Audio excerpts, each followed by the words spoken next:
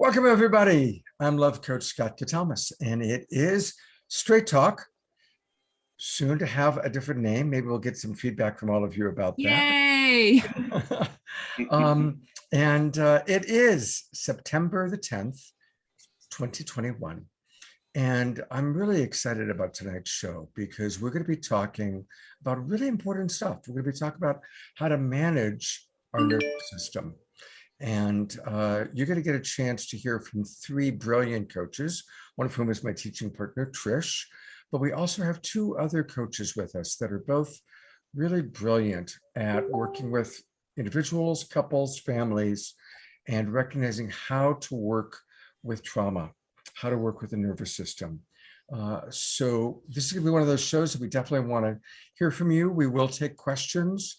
I'll periodically check on what's going on Facebook, and I'm going to turn it over to my lovely partner, Trish, who's waiting. So I'm literally, for all of you watching, going to trigger warning you right now. Because I know some people are like, no, I don't do trigger warnings, but I am going to say that just in case. And if anyone has emotional moments that they want to converse with one of the four of us, please reach out by Facebook, because attachment-y stuff often brings up attachment-y stuff. Yay! Oh, great. I'm really excited to introduce Dolphin, because I'll do that now. That's all right. Yeah. Who I haven't yet had the chance to meet, but am peripherally an admin or mod in a group that both Mike and Dolphin mod for. So, and Dolphin is also part of something that maybe I can and can't share. I'm not really sure. Shoot. Maybe I'm letting later in the show. We could talk about it later in the show. Okay, great.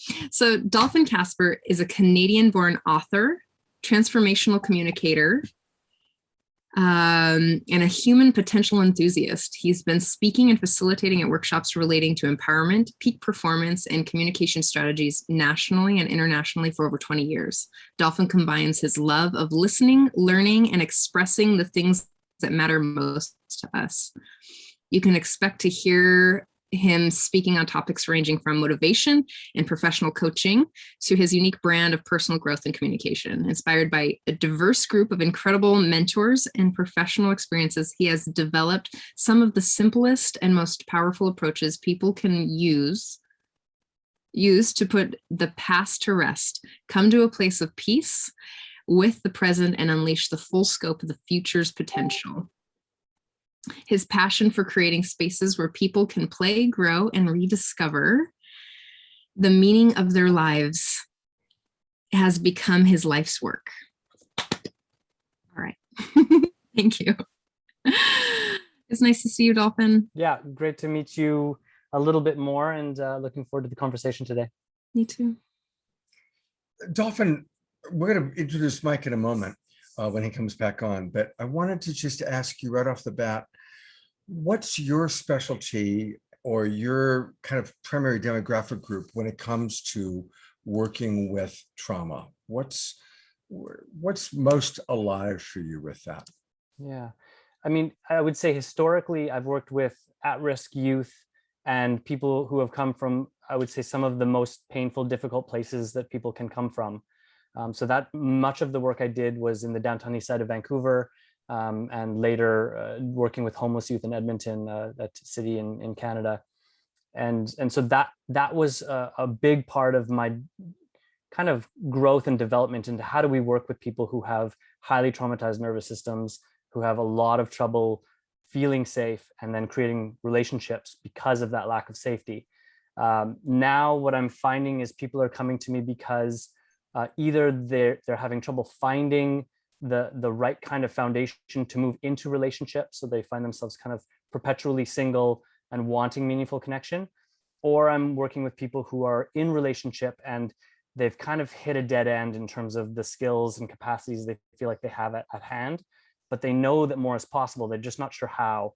And so the work I do is really fundamentally about creating a container within which we can engage what we've had trouble engaging with, mostly because when we first experienced trauma, we were little kids, or even younger than that. And so, yeah, mostly I'm working with people that are single and wanting connection, or people who are in connection and are feeling stuck with the current kind of condition of their relationships.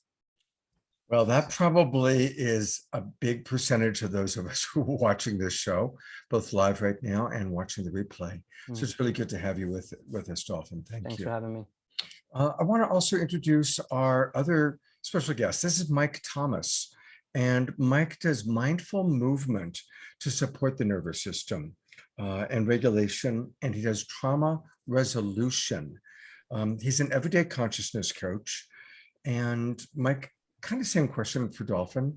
Who do you really enjoy working with, and what's your primary field of work at this time, especially as it relates to trauma? So interestingly enough, I started out in the fitness field and it evolved over the last 20 years. So what I started to recognize in the population I worked with is that most of the blocks were not obvious. They were deeply psychological. They had to do ultimately with nervous system regulation patterns. So that expanded for me when I learned about attachment science, when I started to recognize, oh, the way that we develop when we're infants through body language that we mirror with our mirror neurons, with our parental caregivers, it completely changes in one direction or another how we end up perceiving the world, how we end up functioning neurologically. And so the long and the short of it is, what I do is I support the body to regulate the nervous system, which provides a foundation for allowing human greatness to be unleashed. So that can show up in everyday fitness goals, but it can also show up in mitigating anxiety, depression, symptoms of dissociation like in ADHD, hyperactivity, issues in relationships, just about every area of the human experience.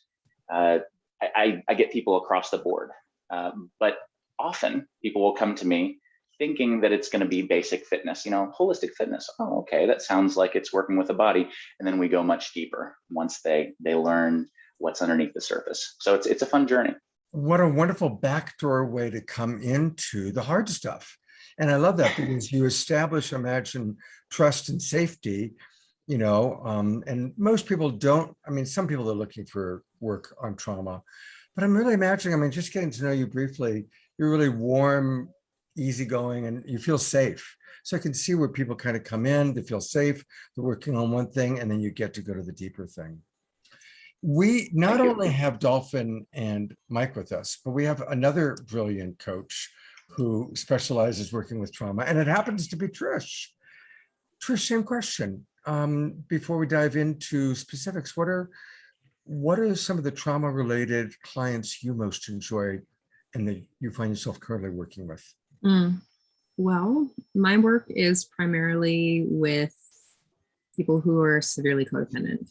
And I also work with sexual trauma. And that's, I come from a Gestalt embodiment background, a lot of moving through the trauma through breath. And yeah, sorry, Scott, I wasn't really prepared. I was like, oh, we're going to focus on Dolphin and Mike today. I love when I can throw you off just a little bit. Okay, well, but it's so through my own exploration of being a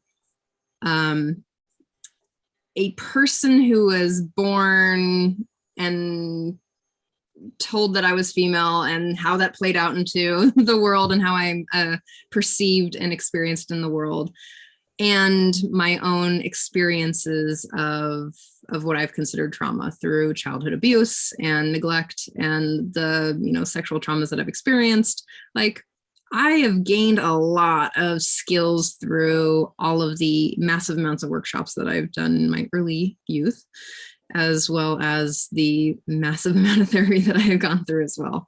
And I've only recently understood or really looked into attachment theory. And mostly I'm coming at it from a polyamorous perspective. And so I'm bringing in Gestalt and holotropic breath work and embodiment practices. And that's just some of the pieces that go along with this creature. All right. Well, we've got 4 people that have a lot of experience working with others dealing with trauma. And I just want to start by acknowledging we all have a relationship to trauma. We've all been traumatized. We all have our own defense mechanisms, some of which are very effective, some of which worked really well when we were 5 years old, but not so well now. And I thought kind of an interesting way to start, to put everybody a little bit on the spot. One of the things that Trish and I like to do in this show is just recognize that we're all perfectly human. You know, nobody is completely masterful and no one's the complete student. We're all kind of learning together. We've got about 20 people with us, and most of them are also, I know many of them, and most of them are also brilliant coaches, teachers. So I thought it would be interesting for each of us, before we talk professionally, to maybe share a trauma that we either are working with or have worked with, and a tool that we've developed that we still consider to be a good tool, not one of the tools that we had to, learn how to unlearn, but a good tool for personal trauma. And that kind of makes us all more human. And likewise, while we're all sharing a little bit personally, please, to all of our audience, give us your thoughts, give us your questions. This is going to be an interactive show. We want to hear from you. And Again, trigger warning. Just saying. Yeah. Go ahead. Yeah, probably the whole show, right? I definitely have quite a bit of personal trauma content to share, and yeah, trigger warning there for me too. Mike, I put the spotlight on you. Want to take it away first? Sure. So when I was younger, I didn't think I was very smart, and I didn't even realize that there was anything amiss in my childhood. And it wasn't until later on, when I started to learn about how the nervous system works, that I realized, whoa, wait a second, my childhood was not normal at all. In fact, it was pretty abusive. There was a lot of neglect. And once I finally mapped that out, it made a whole lot more sense why my brain wasn't working as well as it could. So at 30 years old, I was diagnosed with ADHD. And back then, I thought, okay, well, I'll just go with that diagnosis. That seems to describe me pretty well. I space out to the point where I could fall asleep on my feet in a conversation at a party. Wow. Not kidding. This happened Wow. on a regular basis. So dissociation was a major part of my life. And I just thought, yeah, that was my personality. Yeah, I could fall asleep anytime. I didn't realize that that was an overwhelm, freeze, collapse response. So when I finally discovered not only that I had a diagnosis to work with, I started delving into, how can I heal this? How can I make this better? I've always had this hope within me that there's some way to find a solution somewhere. And it got me on this journey where I started studying, okay, so how do brainwave patterns get optimized? And I ended up taking a brainwave optimization program where they would read the brainwaves. And they would basically teach you how to meditate and focus your mind in a way that would calm the overactive brainwaves in certain parts of the brain, and elevate and create more activity in the areas where it was too low. And as it turns out, my temporal lobes were off the charts, which totally plays into the hypervigilant around social experiences, trauma response that happens when you're not sure if you're ever going to experience safety, which I learned was the case because my father was physically abusive, emotionally abusive, and as it turns out, had head injury. He died just a couple of years ago in his 50s. So this intergenerational trauma pattern is very real to me, and I can see it tracing through. So focusing in on my experience, there were a couple things that helped. One, the brainwave optimization helped me to calm my mind. Calm my brainwave pattern, specifically in the temporal lobes. That got me to the point where I didn't need medication anymore. And that was revolutionary to me. The fact that I didn't need medication to stay present and awake and not dissociate anymore. And then I got into the Amen Clinic's work, where they look specifically at brain scans, SPECT scans, where they look at the blood flow in different parts of the brain. And long story short, I became an Amen brain health coach. And so I can look at the different brain types, you might say, where there's excessive activity or low activity in different parts of the brain. And they have basic categorizations for that and holistic habits that'll help you with whatever you're specifically dealing with. So fast forward a little bit into learning about attachment. I started to recognize how that played into my attachment patterns. And the long and the short of it is that it led me to this modality called TRE. It stands for tension and trauma releasing exercises. And I could go on and on about this technique. It's just been life-changing, but I'm going to be as brief as I can. Essentially, it capitalizes on a natural shaking mechanism in the nervous system in the body that targets the psoas muscle. It's this muscle that when it contracts, it pulls you into the fetal position.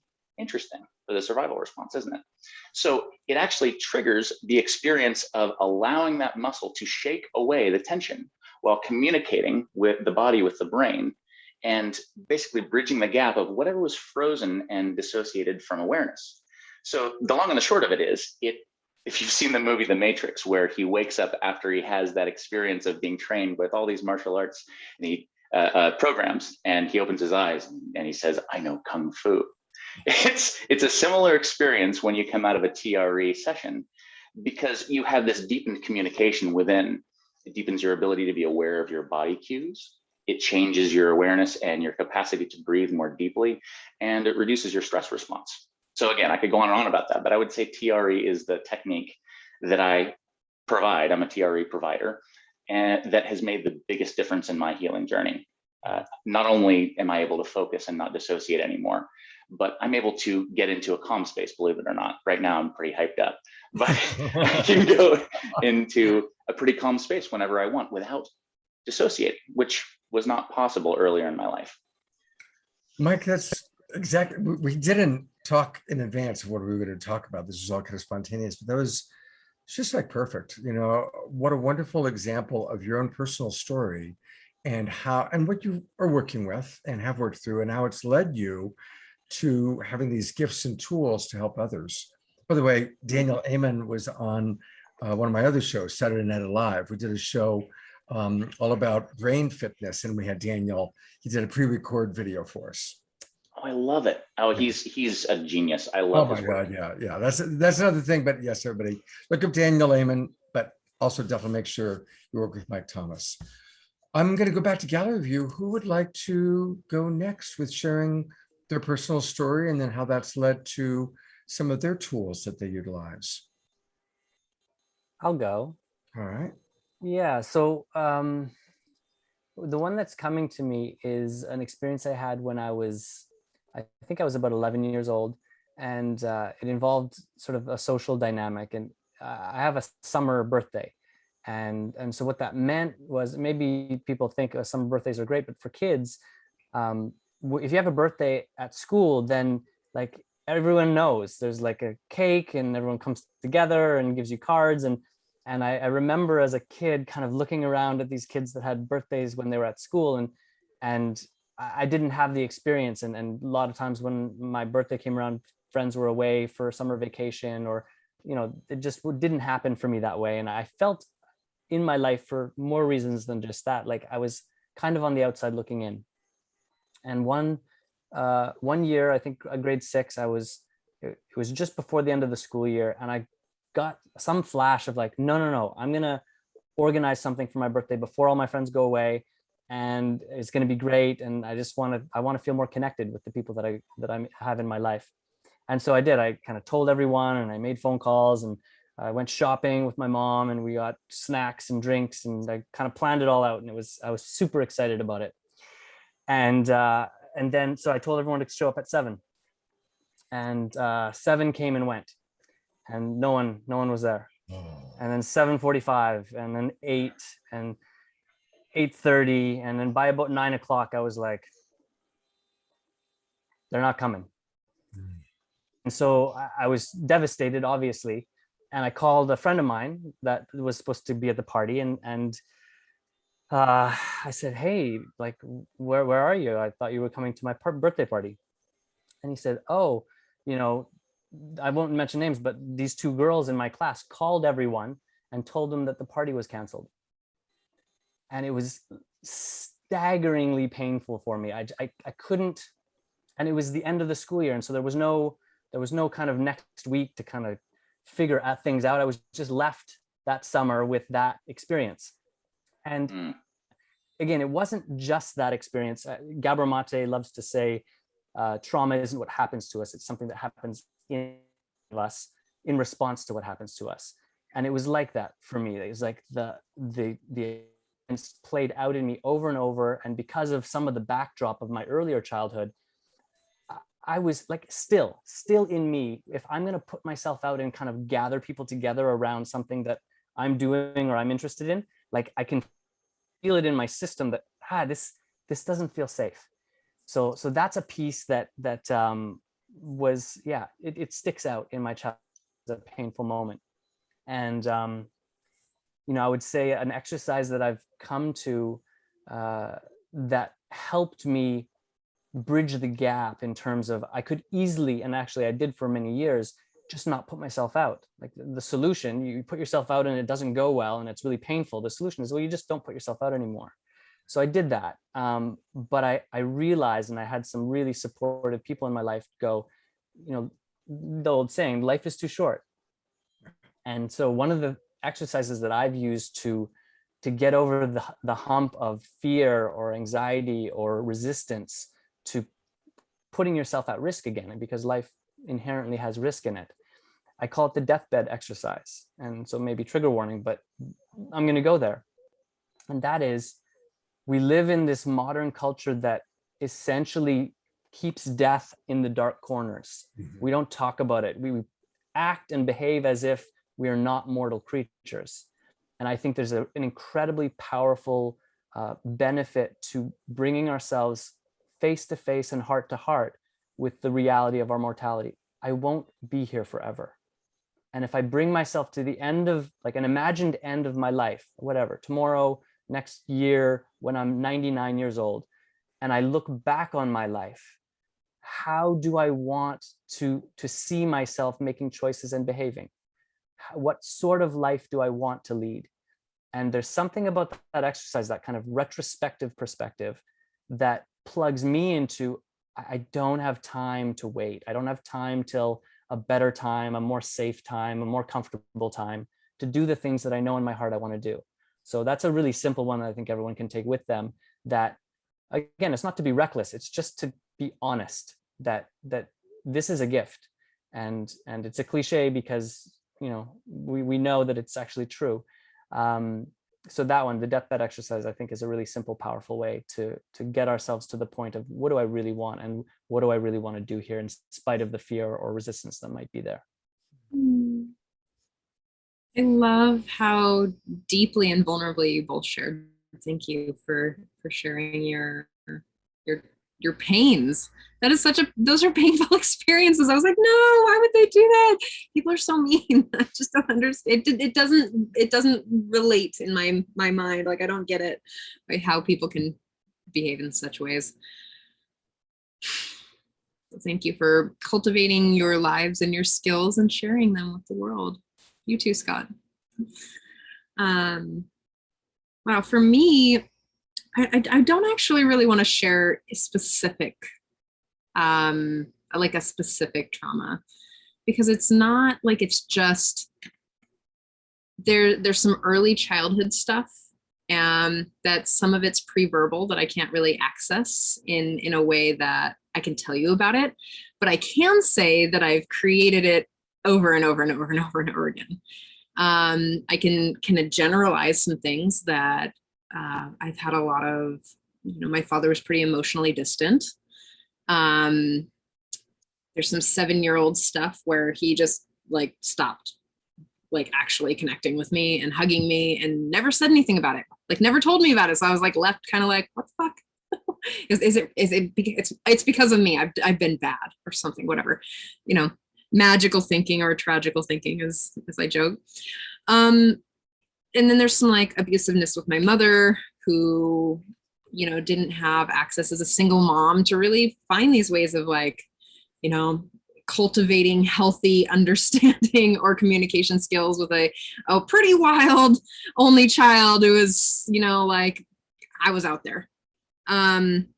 Along with, not only just being kind of like the social constructs of being alive and how we're like told to behave socially, abusive relationships, of course, any sort of like the avoidant, anxious attachment things kind of played out, because that's, I played those out in my early relationships, because I was trained and socialized to be codependent and to be female in a Montanan society and culture. So in that, after a couple of deep, challenging sexual traumas, I don't have to say the words, but after those, I started to really find myself not understanding how the world works and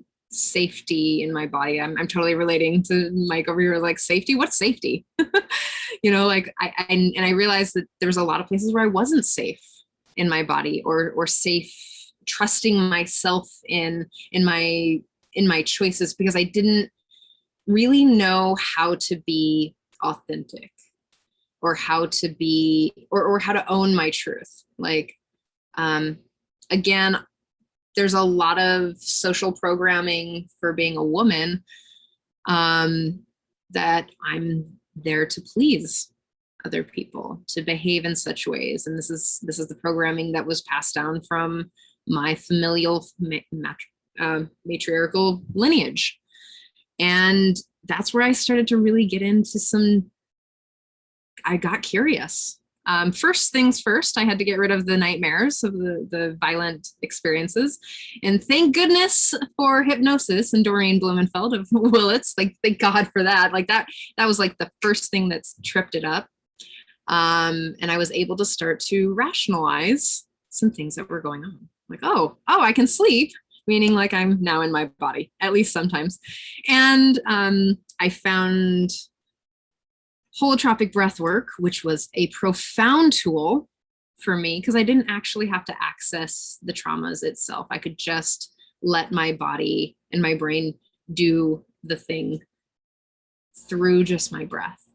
And then that's how it started. I mean, I've been on that path for over 15 years now, and I'm evolving.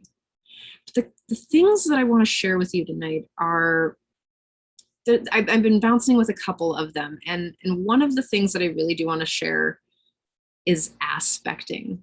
And I mean, I have a couple things, maybe I'll share this one right now, but aspecting with the experience itself, or for some of us who have trauma, we part ourselves out. And that might look like my fear or my anger.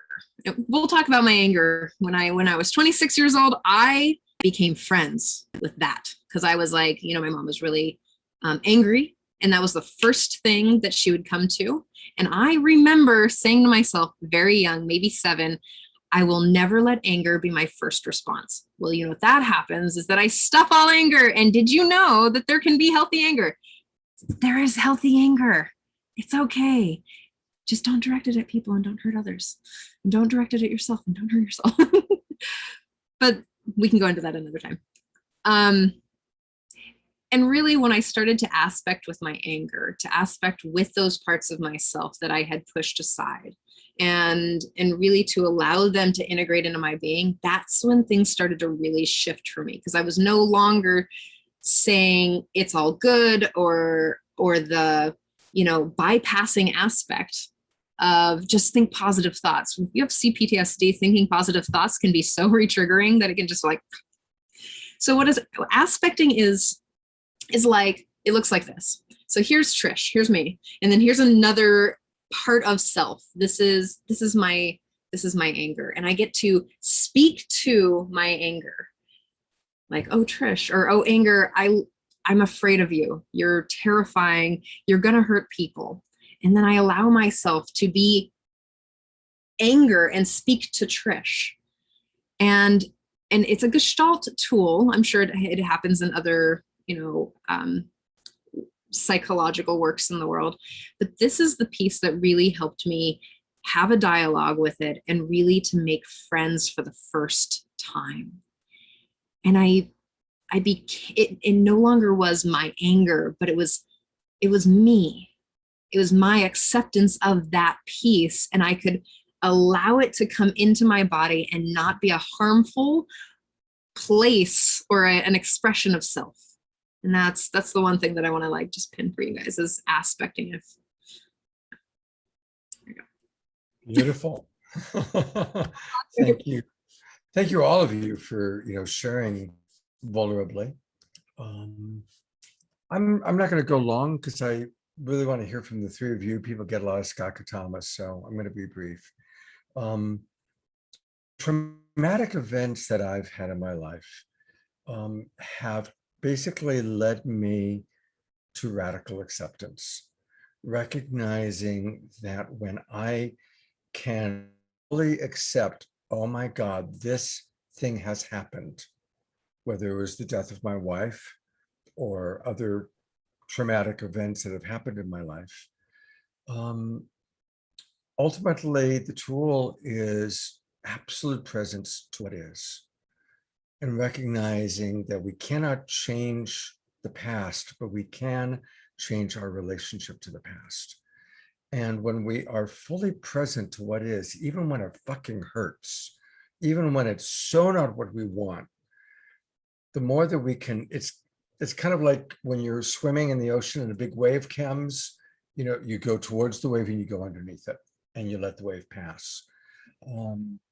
And so that's just what I want to say. And because I'm in the change business, people pay me to change. Usually they pay me to change their husband or change their wife. So no, that's not quite how it works. I can help. But instead you change their life. Yeah, exactly.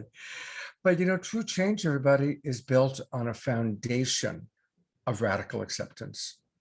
Radical acceptance of who I am, what's happened to me, my epigenetics, my ancestral history, my environmental history, my physical limitations, whatever they might be. So with that, I wanted to kind of as the next question for really all three of you, what's a way that you support clients that you're working with that have heavy duty trauma, that maybe think they're broken, maybe they're lost in the story that I'm damaged goods, I'm broken, I'm fucked up, and I'll always be fucked up. My family were alcoholics and I'll always be an alcoholic. Any of that kind of rigid, stuck belief system stuff that obviously can come with trauma. I'm curious how any of you might want to offer how you support someone out of that story. Mike. So the way I work with people is helping direct them into their bodies so that they can feel into the foundation of where their emotions and where their thoughts and their beliefs and everything come from foundationally. What's going on in the nervous system? How can they recognize that? So a lot of what I do is education so that they can have some sense of, oh, I'm feeling this experience right now emotionally. I can locate it in my body. Oh, this is what I'm thinking over and over again. I'm not good enough. I'm not good enough. It's connected with this constriction in my chest and a sense of sadness or frustration, perhaps, maybe fear. And once they can recognize what's going on there and go, oh, if I direct my attention in my body and allow it to process, then it will actually work it out itself. So the interesting thing is that from my point of view, I'm not saying the cognitive and emotional processing modalities aren't effective, but foundationally, when you get to the body level and you change the neural platform upon which people are operating, so much more possibility is open. And through that process, there's an acceptance and a presence with the experience they're having, where they can distinguish that from what originally happened, perhaps a trauma, perhaps implicit trauma, meaning it's in their body and they're having sensations and maybe thoughts that they think are related to now, but really it has to do with something that happened long ago, that they had a cue, an associated cue in their environment, trigger that in them, and they think, oh, I just have low self-esteem. No, not necessarily. Perhaps what happened is that when you were young enough that your parents were meant to be in when I say meant to, what I mean is how our human development optimally functions. So ideally, parents are there to support and accept the experience that the child is having so they can process it, so they can learn from it, so they can grow. And so often, going back to the present moment as an adult, what will happen is they'll think, okay, I'm having this experience of I'm not good enough. Okay, well, where is that in the body? And let's be with that. And in the experience of noticing what the breath is doing, noticing the sensations, and noticing perhaps how they are or are not moving and how they can move, we can move through, literally and figuratively, this experience by accepting and being with and cultivating awareness. So it's a body level experience that allows this new platform, neural platform, from which that they can start to experience life in the present moment more fully. Whereas before, they might have had this implicit memory. Very often this happens. We'll think that what's going on right now in our bodies, for example, anxiety, it's a survival response. And more or less what's going on is that the nervous system has an elevated stress load, and it's showing up as, let's say, tension in the neck and shoulders, and a sense of fear, or a sense of worry about what might happen, and then the thoughts that go with that. If you can connect to what the body is doing there and allow the body to go, oh, my body's doing what it thinks it's supposed to do, let's work with it. In a sense, Aikido, an experience of going with rather than resisting. And through that experience, what they'll find is, oh, I know where I am. And even though I'm uncomfortable, I know it won't stay there, especially after we've practiced this a number of times. And they start to get this sense of competency, like, oh, I don't feel so great right now. I'm feeling anxious. And okay, let me just connect to the body. And they get to this place where they can start to get a sense of, oh, this isn't, not only is it not permanent, but I know I can change this. I've done it before, paradoxically, by allowing it to be as it is. And so I could go on with a number of different techniques that I do to achieve that, but that's the gist. Well, I love that. And I love the kind of the acceptance part of it again. Like, okay, my body's having a reaction. This isn't bad. This doesn't mean there's something wrong. My body is doing what my body does in a situation like this. And quite often, even if we're in discomfort, our body is still taking good care of us. I always find it interesting when people talk about when they have a fever and they say, oh, I'm sick, I have a fever. No, actually, a fever is your body getting well, right? A fever is the body doing what it does to actually get rid of whatever needs to be handled. It's actually a healing experience, not a getting sick experience. And I'm kind of now imagining it's kind of similar with the way you work with people and people's body reactions. Yes, absolutely. And funny enough, just going into how I came into this through the back door of fitness, you might say, as far as an occupation, what I found is the most profound work that I've done with people comes from people who come to me and they just want to achieve certain fitness goals. But inevitably, what they'll run into is an experience in their body, a blockage of some sort, or some sort of resistance, something that's not working, aches or pains or tension, or even anxiety that they're now recognizing in their body. And through the process, they start to recognize not only how to shift those things, but they can develop skills of how to move, how to get stronger, more flexible. And through the process, they end up processing trauma as they get more fit. So it's pretty cool how it all sort of goes hand in hand. And like you mentioned in the beginning, my title is the Everyday Consciousness Coach. How can we notice in every moment where there's an opportunity to be more present, to move, to breathe, to sense in a way where we're here fully now? And there are always deeper layers of doing that. It's so good. I'm loving meeting you, Mike. You rock. Oh, thanks. Well, we met Mike actually through Dolphin, and I'm going to put the spotlight on Dolphin next and hear what you have to say about this part of the conversation. Yeah, I mean, there's so much to say, and so to pick a spot where it feels like it's rich and alive.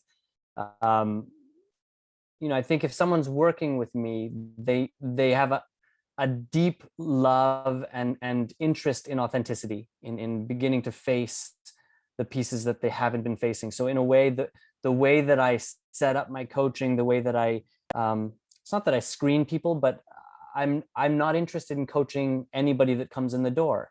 I'm interested in coaching people that understand me and how I work and what I'm interested in, and that there's a kind of alignment and synergy in terms of what I offer and what they're looking for. Not every coach is for every person. So that's a piece. It's like the stage setting that I think is maybe underappreciated or undertaken care of in the coaching world.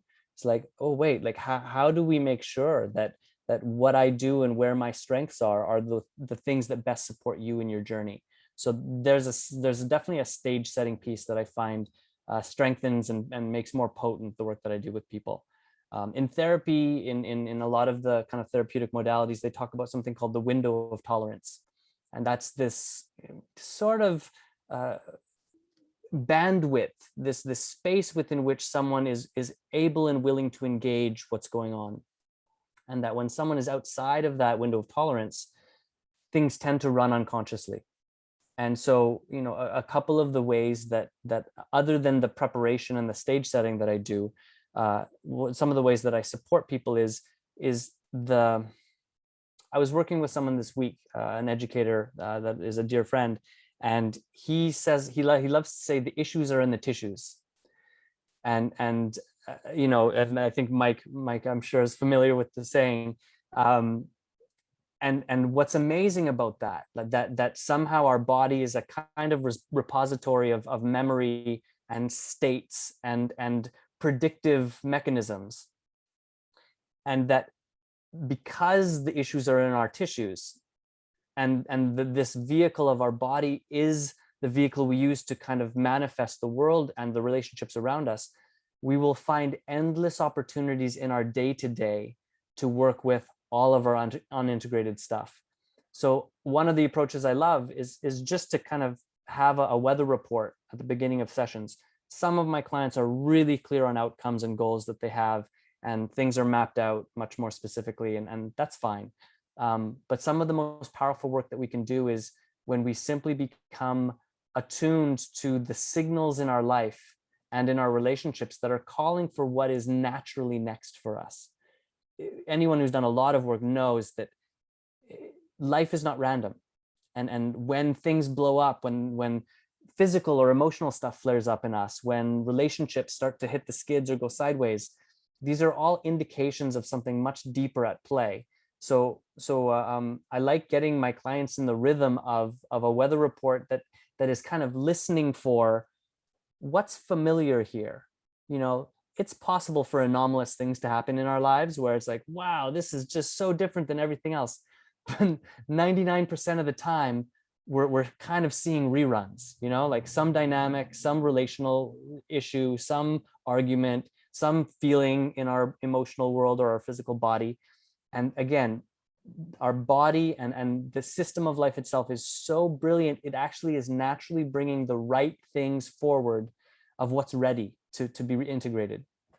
And so then what we can start to do is, oh, this piece, I know this one, like what's going on here? So instead of your boss does something that drives you crazy and yelling or kind of talking about them behind their back for a week, we can start to ask questions like, what does this remind me of?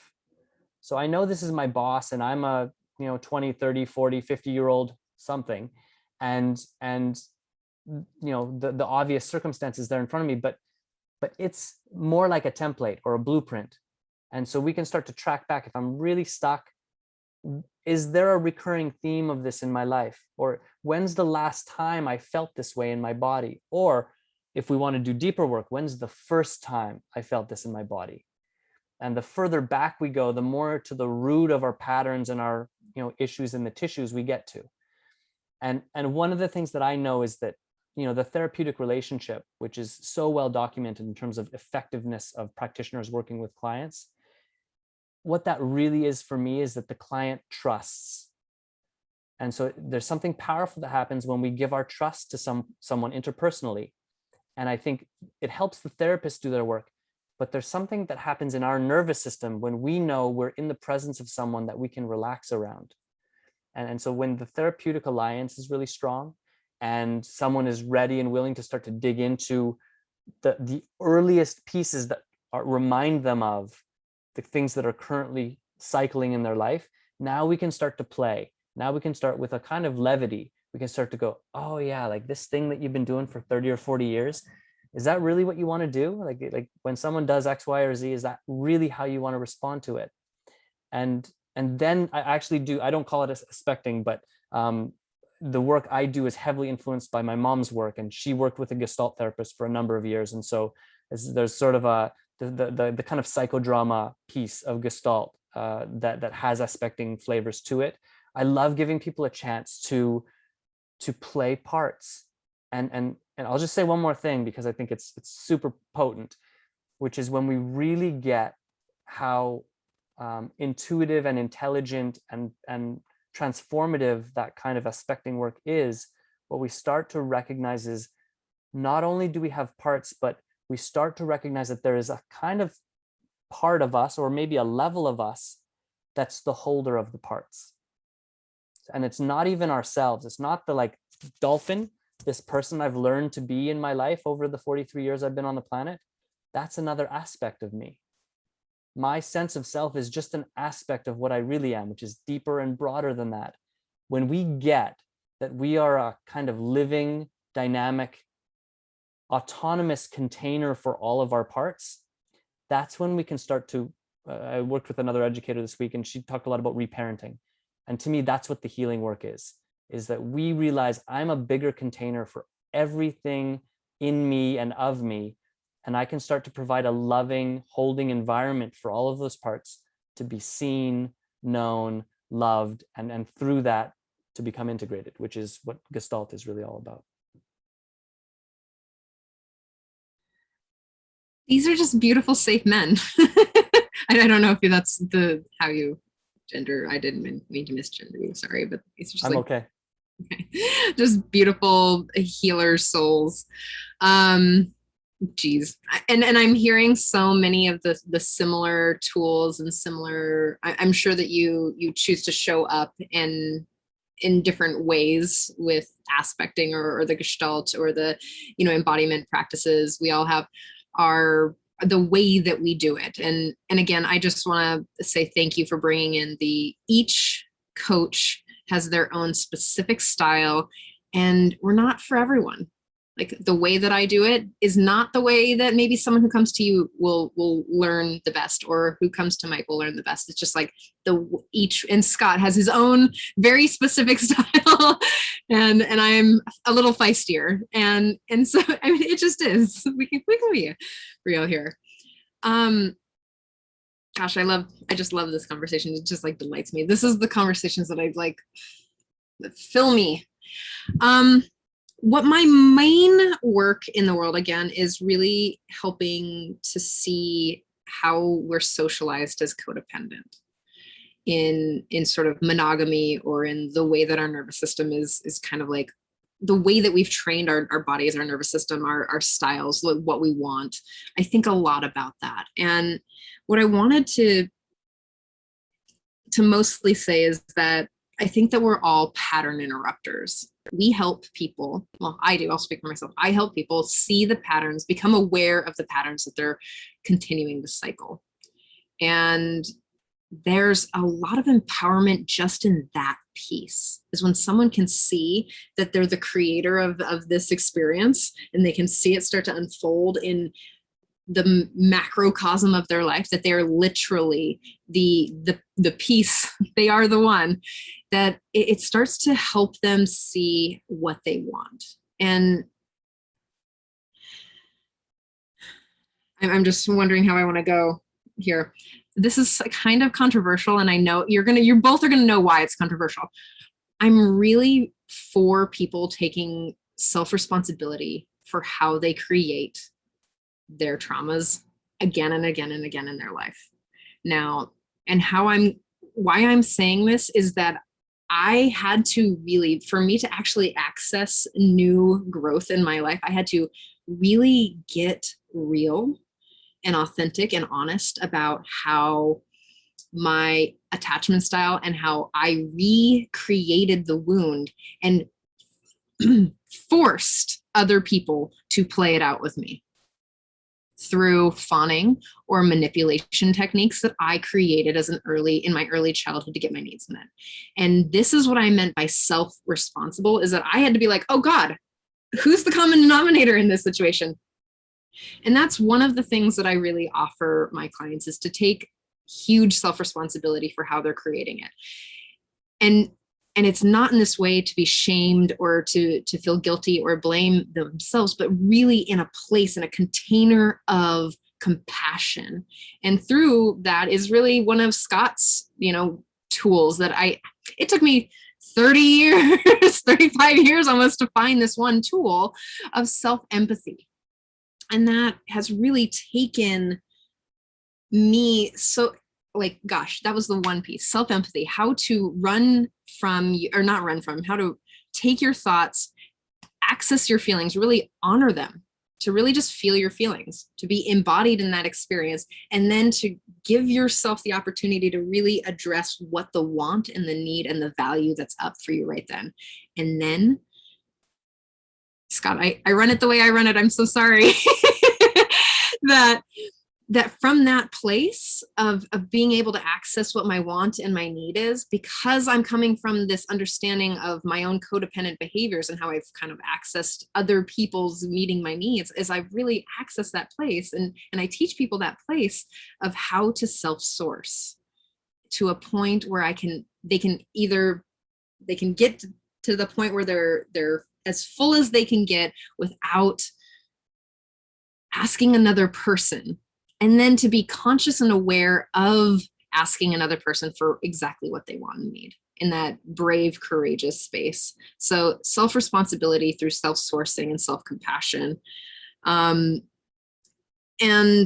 I also, and this is just one thing I want to drop in, and maybe you guys, like, we're going to go to another spot that I've been also really thinking about the word healing. And I don't use it in my practice because what I find is that when people come to me and they're wanting to do their healing work, is that they have this deep belief that they're broken.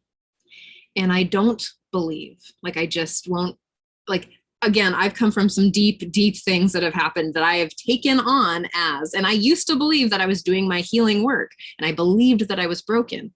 And that word specifically, I had to really shift that to transformational work for me, because I couldn't move past the quote unquote healing work, because bones break and they heal. And I'm not talking about like there's ways to really psychologically just destroy your mind and lobotomy aspects, but I'm not talking about those things. Like, people who are coming to me are wanting to move forward and transform their lives and the way that they move in the world. I want to move into a conversation about how we as a community can support each other. I've been thinking a lot about this aspect of, there's the doing the self-work, right? And I think that's, again, self-sourcing and self-responsibility as the first movement towards personal growth and personal transformation and self-love. And the role of community and the role of relationship and how we can, really but the role of relationship as a form of transformation and of healing our attachment wounds and really like being trauma informed as a way to love better. So I'd love to just kind of like, I'm not going to ask a question. I'm just going to throw it to you guys. And you know what I'd like to do, and it kind of goes along, I want to read a couple of the comments from our audience. And then kind of take what Trish just said and some of the comments and see where Mike and Dolphin want to go. Thank you, Mark and Penny. They both basically say that they are really taking it in and appreciating all the information. And this is definitely one of our deep shows, a lot of deep information. Kathy writes, and thank you, Kathy, for your vulnerability. She writes, I resonate with all of this information, and I'm still working on my own issues, especially PTSD from trauma and abuse. It's so difficult to feel safe. I haven't been in a relationship for over 20 years because of this. And that particular comment I wanted to just bring up because it's so vulnerable and tender. And people that, because of their history, have to live in a state of hypervigilance. It's so important for those of us. I'm lucky. I'm a 6'2" white man with parents who loved him. Okay. And so I've had to learn to really be grateful for how blessed my life was. and understand why people are hypervigilant, why people don't trust automatically, or may not trust as easily as I want them to. So taking kind of what Kathy brought up or what Trish had to say, take it away. I speak to one little thing. Kathy, from someone who, I mean, you've been listening, that there is more than hope, that there is, things can change. And I'll give you like a really brief story is that, so I go into big trauma trigger states. It doesn't happen very often anymore because I can, I can walk it back enough. But when I do, I'm able to now access this moment. So I was in a trauma state recently, knowing that I'm in it, and I could access it in that moment. I said, okay, to the person that I was with, I know that I'm thinking irrationally right now. I'm in a trauma state. I'm hyper alert. My body is shaking. I just explained my experience, and I said, I know that I'm not rational. So what I need from you is to not take what I'm saying personally or this experience, and just to give me the space to let my body do what it's gonna do, which is like, I got out of the car and I let my body freak out, and then I started to shake, the trauma shaking. And I just, again, I freaked the person out, don't get me wrong, but at least I was prepared to, and what shifted in that moment was that I was able to take ownership of that, which was really self-responsible, to let that person know that I was in it. And I was able to, at that moment, say, okay, and now I need to put on some music and just be in the car with the air conditioner on and the slight sound, so I could access my body and the sensations. And so in that place is that we get to, like, through coaching with Dolphin or Mike or Scott or me or your therapist, or, there's lots of access points that there's movement. You can have movement if you're courageous enough to take the step and to trust someone to take you. Beautiful. Mike, Dolphin.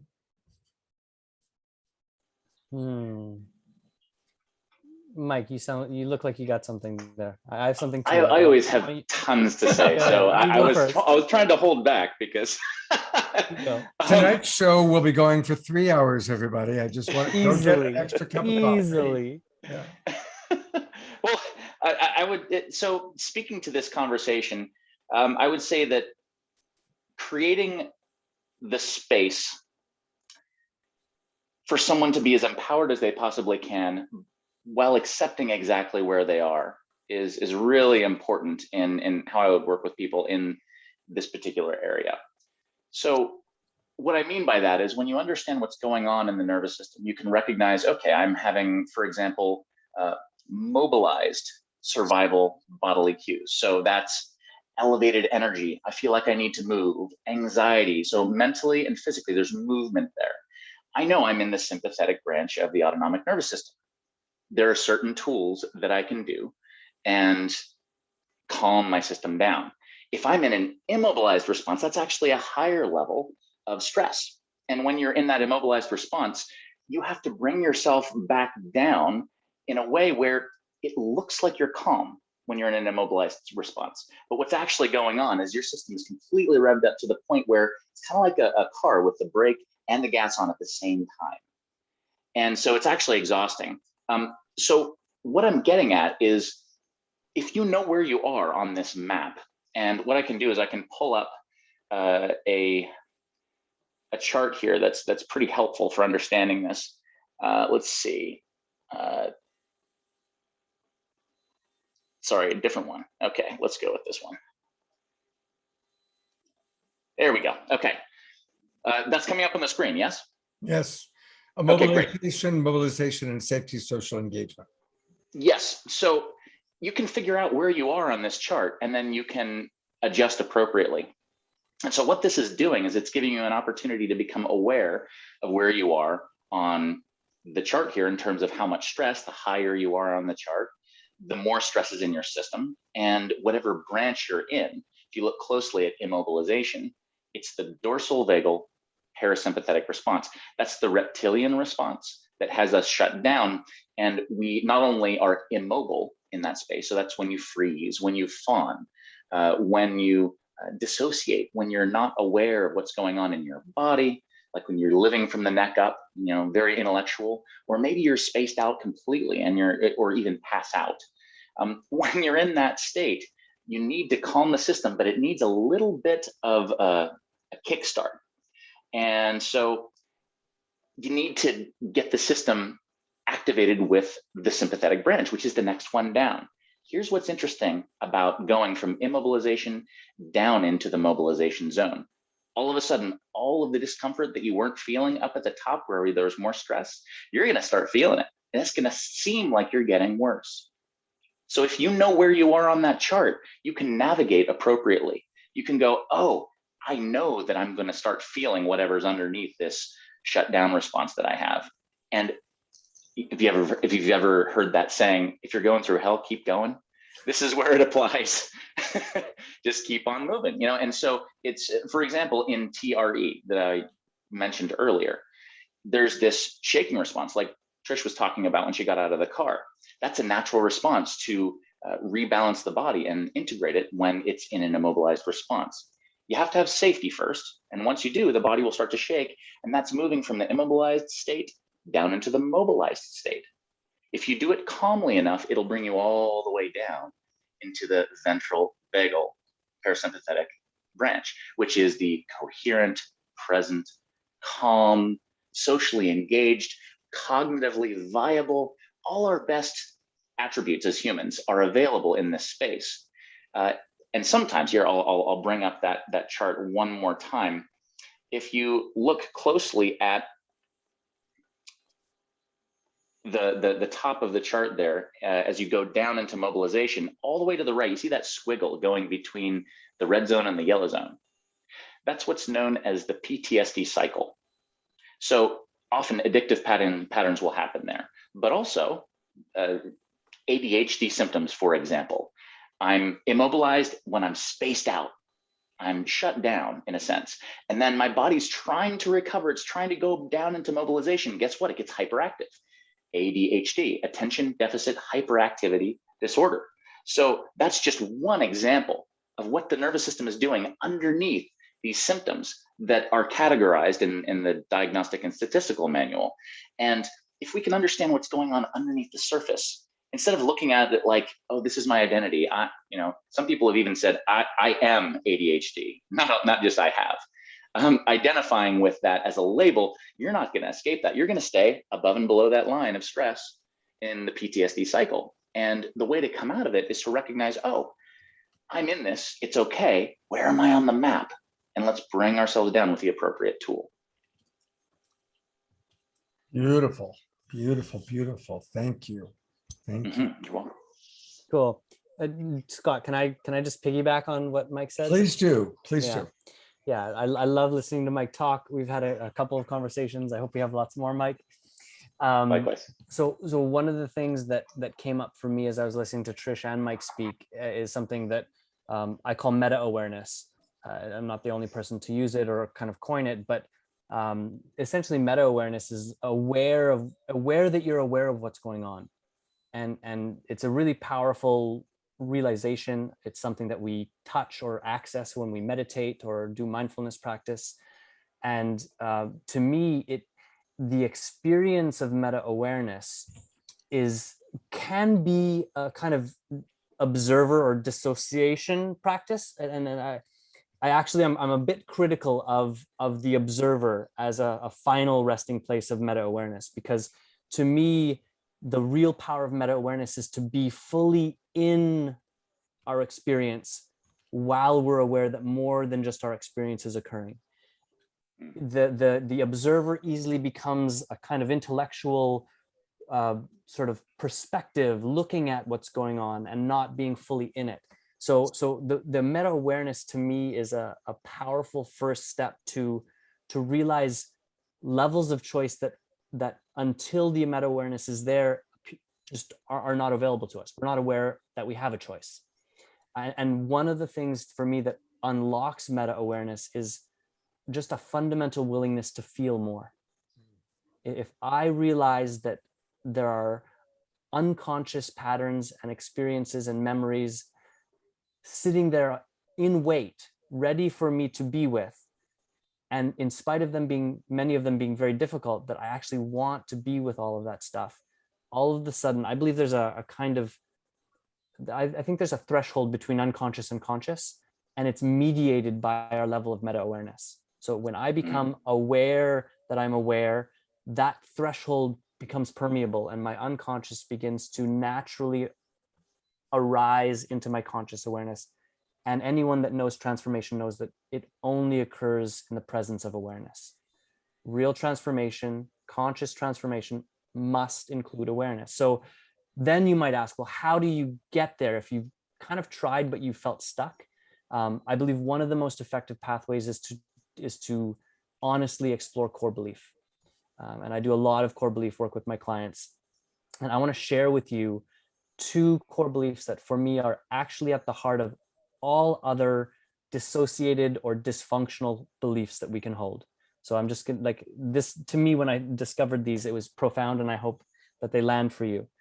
The first core belief that actually on a universal level is not true, that I think is at the heart of all other core belief, is something's wrong. Mhm. Here's what I'll invite everyone that's listening to think about. What would happen if you held the belief that nothing is wrong? That's not a warm, fuzzy spiritual ideal. It's not to say everything is comfortable or pleasant or pleasurable or blissful. That's not what I'm saying. But what if there was a way of holding reality as it is, where the belief was it's actually okay as is? How that might shift or change things. And then the core belief that follows, which is really the core belief that prevents meaningful action in our lives, is it's not worth it. And so if we can, I think if we can come to those 2 core beliefs, and even if you don't believe me, just play with them. Play with the idea that there's actually, first, no problem, nothing wrong with reality as it is right now. And then consider the idea that it is worth it. It is worth it to feel more. It is worth it to engage life. It is worth it to stretch and be vulnerable. What would start to happen for you in your choices in relationship to your own unconscious, and then through that in relationship to your relationships with others? Like, how could that transform things? So, there's other tools I might use to work with core belief, but those pieces, using a kind of transformation of core belief to access and empower meta awareness, for me, has been a profound transformational tool for myself. And I use it with my clients all the time. I have a question for you, Dolphin. When you were talking about recognizing, moving into awareness, what are your practices for doing that? Do you like set aside meditation time? Do you listen to your body and recognize, okay, now's the time? And how do you manage the ego that's going to come up with 1,000 reasons why you should not go there now? I'm a bit of a, I'm not a big, what's the word I'm looking for? I believe practices are helpful until we don't need them anymore. And I think a lot of people over rely on their practices. So I worked with athletes for years. And so there's these training sessions, and we're doing these very specific things that help the athlete and their nervous system and their ability to perform under pressure improve. And it's all great. And what I saw over and over and over again with athletes that underperformed in competition is they were trying to do something in competition. They were trying to perform. They were trying to do it right. They were trying to win. And when you watch an athlete in a flow state, when they're at their absolute maximum expression as an athlete, trying disappears. The sense of self disappears. The practice disappears. There's just full expression. And so for me, like, the first thing I wanted to say was just that practices are amazing until we don't need them anymore. And then they're like a crutch that slows us down. And for me, like I like to explore. So I've explored psychedelics, I've explored Vipassana meditation, I've explored, different forms of mindfulness practice. And ultimately what I've discovered is that it's like there's 1,000 doors, they're all going to the same place, and you are the active ingredient. Mhm. So what matters more than a practice is your honesty and sincerity in your heart about like what's going on right now. So my favorite practice is look for tension in your body, and wherever you find it, take a breath and be relaxed in relationship to the tension. You kind of create like a bubble of relaxation around the tension. And that practice just reminds you that you have this, and that's meta awareness as well at work. You have this part of you that can be with the condition that's currently occurring. And by being with it in a more open, relaxed way, it opens and relaxes. And when we look at like, especially breathing exercises in relationship to like a stress response, practiced breathing responses help the biochemistry in the body and the nervous system begin to relax and regulate. I believe that it's actually I think it's a meta choice of just being with life as it is versus the breath work itself, or the breath itself doing it. I think that's sort of, they work in parallel is really what I'm saying. You know, I'm a big sports fan. Mike and I were talking about this before the show started. And one of my favorite athletes is Steph Curry, who's, for his sport, relatively short, relatively small, and is the greatest shooter of all time. And his whole, when he talks about it, it's what you talked about. His whole thing is relaxed focus. He has taken that shot from every possible place on the court so many times that his body knows exactly what to do. So his job is to be relaxed and let his body do what his body knows how to do. And it's such a wonderful analogy for what you're talking about. It's like not grasping, but being in focused, not being lazy, being focused, being present, but relaxed presence. So thank you for that. I love that. Trish, how is Winston doing with relaxed presence there? Winston's his attachment style's coming up, obviously. I was anxious. He was yelling at me until I picked him up. Now he's sitting in front of me. So he's getting his love and affection, and he has learned to ask for what he wants effectively. Oh wow. Dolphin, Mike, you both are really just fantastic humans, and I'm so grateful for this session, this conversation. I just want to say that these two beautiful humans are admins for a group called Attachment Community. Not that, and in there they really, I've been watching your posts, and I've been really watching the way that you show up, and it's, again, speaking with you is so profound. So again, if you're watching and you like this, share it out to the people and get in touch with Dolphin and Mike. I'm going to push this because I'm really invested in kind of like a community conversation of like, how do we love each other better? Like it kind of comes back down to this point, is like, living in the world today is kind of traumatic. I mean, again, I only know two people in my life who claim no trauma. They're just like, I have not experienced trauma in my life. I am not traumatized. And I'm like, okay, cool, and then yet they have, their own attachment, weird and stuff going. They got stuff going on. And I'm just sitting here as like, if you're assigned female at birth, the likelihood that you have some sort of sexual trauma is likely, and that they're going to have some hangups about it.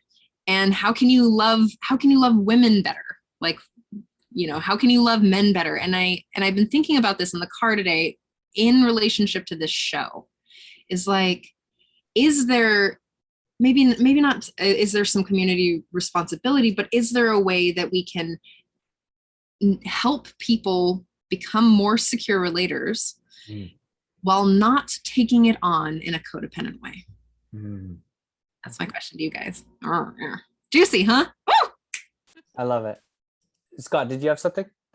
I was going to read a couple more comments because I always like to include our audience. So I'm going to Facebook, and so Kathy writes, "Thank you for all your input. I worked with a therapist on and off for 20 years, and they just medicated me. I didn't process the emotions of all the trauma. I've been off of the meds and working through what I can. Recently, I've been working with energy workers to help move the energy out of my body. It has been helpful to release so much energy that I wasn't aware of previously." So I'm really appreciating your vulnerability, and that's raises some interesting issues. Lorna Sass, thank you, Lorna, says amazing show, keeps getting juicier. Ruth Starwell appreciated Trish's powerful share. And Mark Danisovsky thinks that 3 hours would be a good start for us.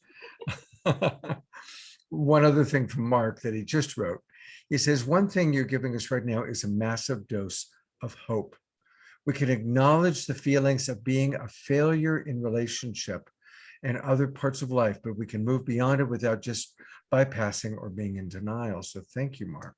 Beautiful. So I always like to include our wonderful audience. It took a little while for them to start commenting, but now it's beginning to flow.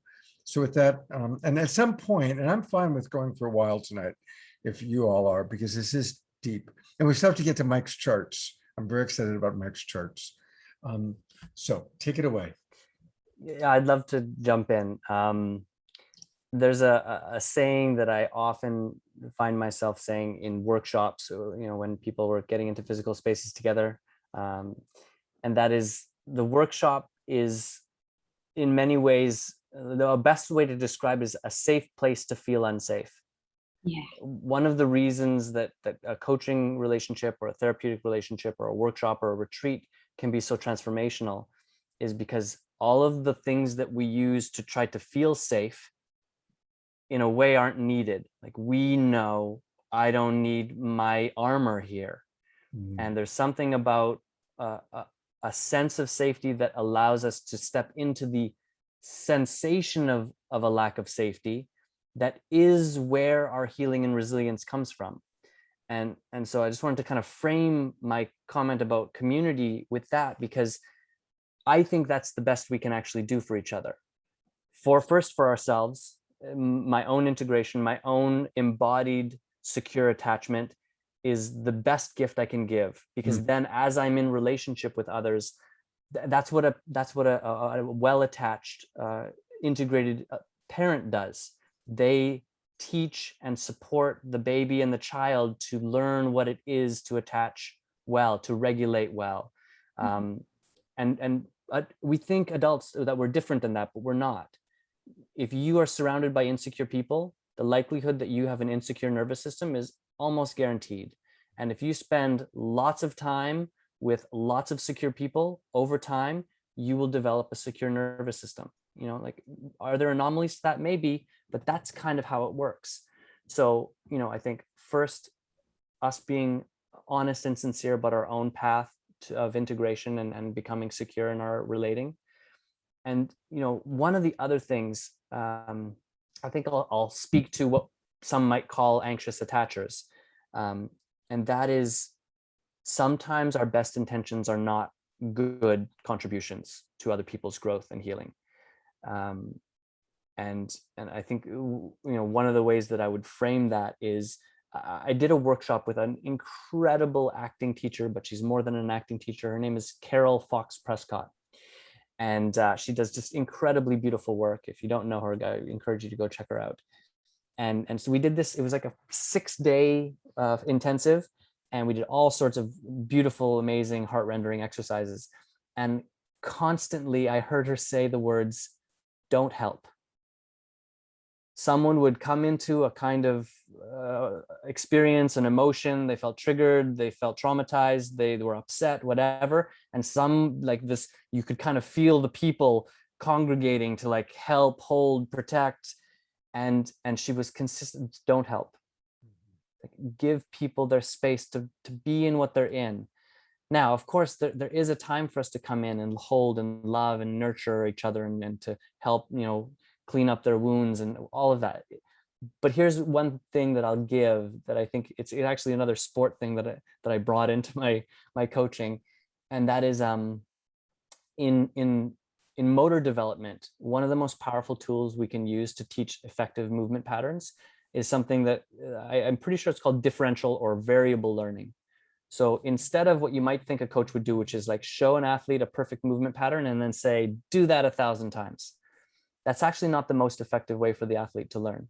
What actually allows the athlete to learn that movement pattern best is to allow them to do the movement pattern on either side of optimal. So as an example, you might want an athlete to learn the exact right amount of knee bend to get maximum vertical jump, which is just a really common sport movement, jumping.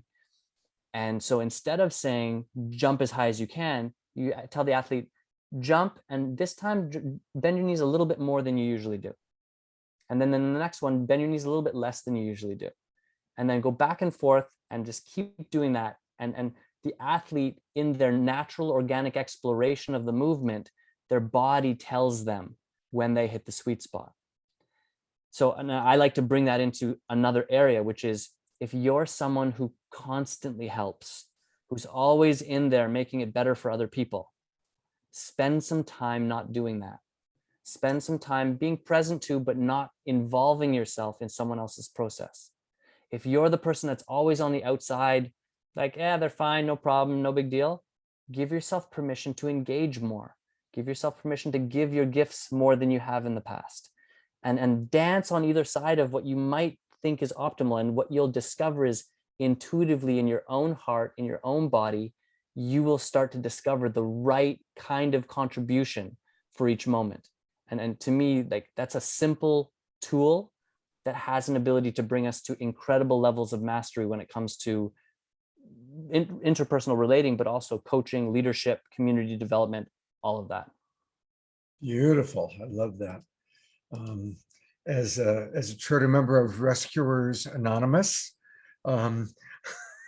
Messiah Complex Unlimited, I can appreciate that, and it is true. There's that many of us, especially people that are therapists, coaches, caregivers, we're in it because we want to serve, we want to help, we want to support, and learning to pull back and actually, honestly, at Love Coach Academy retreats, what we do is we establish right up front, no caretaking. Everybody is empowered. If you want support, please ask for it. But if somebody's crying, don't everybody congregate and start shoving Kleenexes at them. So anyway, Trish, do you have something before we get to Mike's charts? Oh, I loved that. I loved Dolphin's take on community care.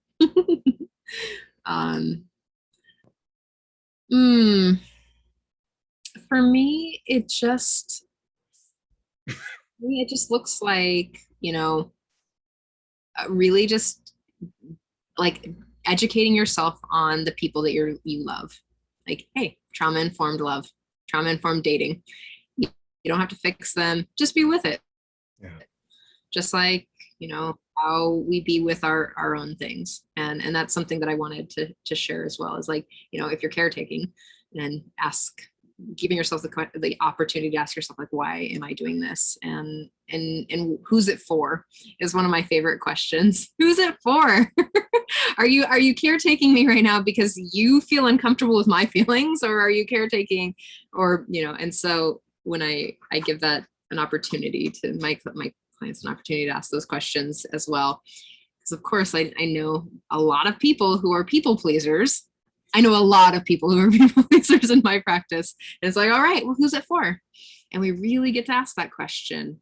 And then I get to invite them to be able to hold space in a loving manner. And if they know that they're anxious when they want to people please, are they drawing in because they're uncomfortable? Or if they're avoidant, are they are they uncomfortable and avoiding the whole thing? Or if they're fearful avoidance, like just being able to like access those places of what is the, like, what is the discomfort, and can they be with the discomfort while being with another person? And again, who's it for? You know, and yeah, just though, if I could say just one thing about community care is really, can you be with someone while they are in their own discomfort without taking it on? And I think that's a part of the community responsibility. Again, I've been, you know, diving into some intentional communities where they hold each other accountable for taking responsibility for themselves, for what they want, and how they impact other people. And it's been a really interesting thought process of like how my impact on another person, of like, oh, I'm, you know, like, oh, just sitting with, even though I have the best of intentions, my impact is actually pretty profound. And it's not me to say what my, like, oh, Dolphin, I have great intentions to people pleaser, to the, you know, it's not for me to say the impact, and to be able to just be with Dolphin's experience about my thoughts, actions, behaviors, or my lack of presence or my over presence, you know, and that's in one of the places of just being able to be with someone's discomfort while not taking it on. And Rand. Beautiful. Beautiful. I love that. Mike, I'm putting the spotlight on you. We haven't heard from you for a few minutes.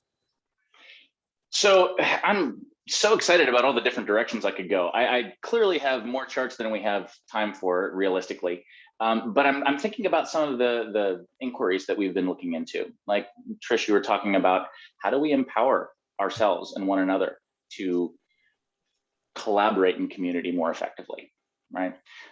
Looking at some of the comments about bringing hope into relationships. And you know, all the different areas that we can improve our lives and improve how we relate to one another. To me, I must admit I'm a little biased here, but it comes down to nervous system regulation in terms of setting the stage, right? And so what I can do is bring up some visuals that give more of an idea of what's going on in your human experience, so that when you're looking at, okay, so for example, bringing hope into, you know, making relationships go well in your life. I would start by saying, well, how would you define a great relationship? Is it the longevity of it? Is it the quality of connection you have with the other person? Is it the experience of knowing yourself more and more deeply in the process of relating to other people? Because we absolutely mirror one another, not just in a spiritual platitude sense, although that's a great thing as well, but literally, we have these things called mirror neurons in the medial area of our prefrontal cortex. And their job is to take on the body language of the people that we're interacting with. So someone commented just recently, sound healing is so powerful. Did you know that your state is so drastically affected by your own tone of voice? How you speak vibrates in your middle ear muscles in a specific way, and it changes your state more powerfully, actually, than hearing someone else. So think about that, how we're actually mirroring the response that we have to other people by how we react and the tone of voice that we have when we respond to someone else and how they affected us. And so I want to bring up an analogy that Sue Johnson talks about in her work in adult attachment. She talks about comparing, looking at personal growth work and how that impacts the nervous system. She does a lot of testing on individuals and couples and relationships, and looking at the neurological power of the experience of personal growth work. And in this analogy, she compares personal growth work, where you're focusing on, okay, I'm going to process my emotions, I'm going to look at what's going on in my body, and so on and so forth. And all the work that I do there, you can compare that to a 20-watt flashlight. And that's in reference to when we engage in an attachment relationship. Comparatively, that's like the floodlights of a stadium in terms of neurological power. And that's both positive and negative. So that's why when you're in a deep bond with someone, they bring up your attachment system that was originally set up when you were developing your brain just after you were born. The third trimester of pregnancy into 18 months, 2 to 3 years, depending on what we're talking about, your brain is developing based on the interaction of body language with your caregivers. And so it sets the stage for how you respond in your adult relationships. That is elicited by the people you're bonded with most closely. So in an intimate relationship, you have an attachment bond. The difference is it's not parent to child. You're both mirroring the experience of parent and child. So you both have responsibility and you're both affected in a very powerful way. So in the beginning of a relationship, so powerful how positive the experience can be. And after you trigger each other enough times, the implicit memory builds up, and eventually, I would say a year, maybe 2 years in, it varies from person to person, you've built up enough of an implicit memory around things not going so well that they can brush their teeth the wrong way or make a noise, and you're just like, oh, I hate this person. It's just like, they can trigger you with the most benign things. It's really remarkable how that works. And that's because of how powerful the attachment system is. And so I'm going to bring up a couple charts to give a sense of what's going on in the nervous system. And what I'd like you to keep in mind when you're looking at these things, and I'm describing basically what it represents, is what is going on in you right now. That's one option. What is going on within you when you're by yourself, but also when you're relating to someone you're very close with. So as I bring up different examples of things that you can experience, put yourself in that experience and just notice what it feels like so you can connect with what's going on in that chart. Because the goal of showing you all of this, I mean, I could just go on and show you lots of information and it might not do any good. It might be slightly helpful. But when you take that on and go, okay, so I remember Mike was talking about such and such, and oh, I'm feeling this, that related to this part of the chart. Oh yeah, he mentioned this breathing technique's pretty helpful here. You can use that and change the trajectory of the quality of your relationships and your ability to regulate yourself. So without further ado, I'm gonna pull up some of these charts here. And I'd like to go to a chart that's very similar to the one I showed before, where before you saw at the top immobilization, in the middle you saw mobilization, and at the bottom you saw safety. So this is the same chart, but it's just showing a different way of looking at it. So when you're at the lowest level of stress here, you're in coherence, you're able to socially engage with people. Someone smiles and you want to smile back. Someone says something loving and you feel that in your body. They compliment you perhaps. And that experience connects you to your own internal sensations. And also it gives you a window into what's going on in theirs. Because as they smile and then you smile back, you're sharing an empathetic experience. You're exchanging body language. Now, fast forward to what I was saying before about when you get triggered in a deep, intimate, bonded relationship, right? This is an attachment bond. And they breathe the wrong way, or they say something that you told them over and over again triggers you, and they did it on purpose, right? That's when we're going up into chaos. That's when we experience some of these emotions that are listed here. Maybe it's just concern, worry, but then it can go into anxiety, fear, panic. You might be frustrated, anger. You can experience all sorts of things, but notice that they all imply movement. It's the sympathetic branch, and your breathing is going to get shallow and it's going to get up into your upper chest, and you'll probably use your mouth. And so the experience there is that you're in this chaotic state.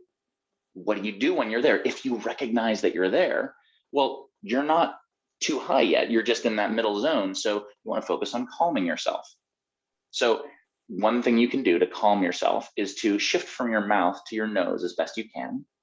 And you might even try this now, just putting a hand on your chest, upper chest area, and then one on your belly area around your navel. And as you breathe in and out, just notice where there's movement. Is the chest rising and falling? Is the belly going out and in? Can you feel the air in your nostrils or your throat? Where do you feel that breath most naturally? So whenever we inhale, we're elevating the stress response. I won't go into the physiological details of that, but whenever you exhale, it reduces the stress response. It lowers your heart rate 20 to 30 beats. That variation of breathing in and out and changing that heart rate is called heart rate variability.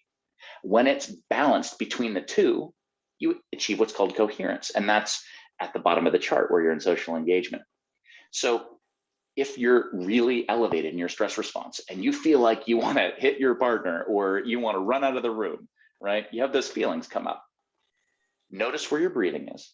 Just focus in on the sensations and see if you can lengthen your exhale. So a simple way to do that is breathe in for, let's say 4. 1, 2, 3, 4. And as you exhale, make it a little longer, maybe 5 or 6. 2, 3, 4, 5, maybe 6, and then inhale comfortably.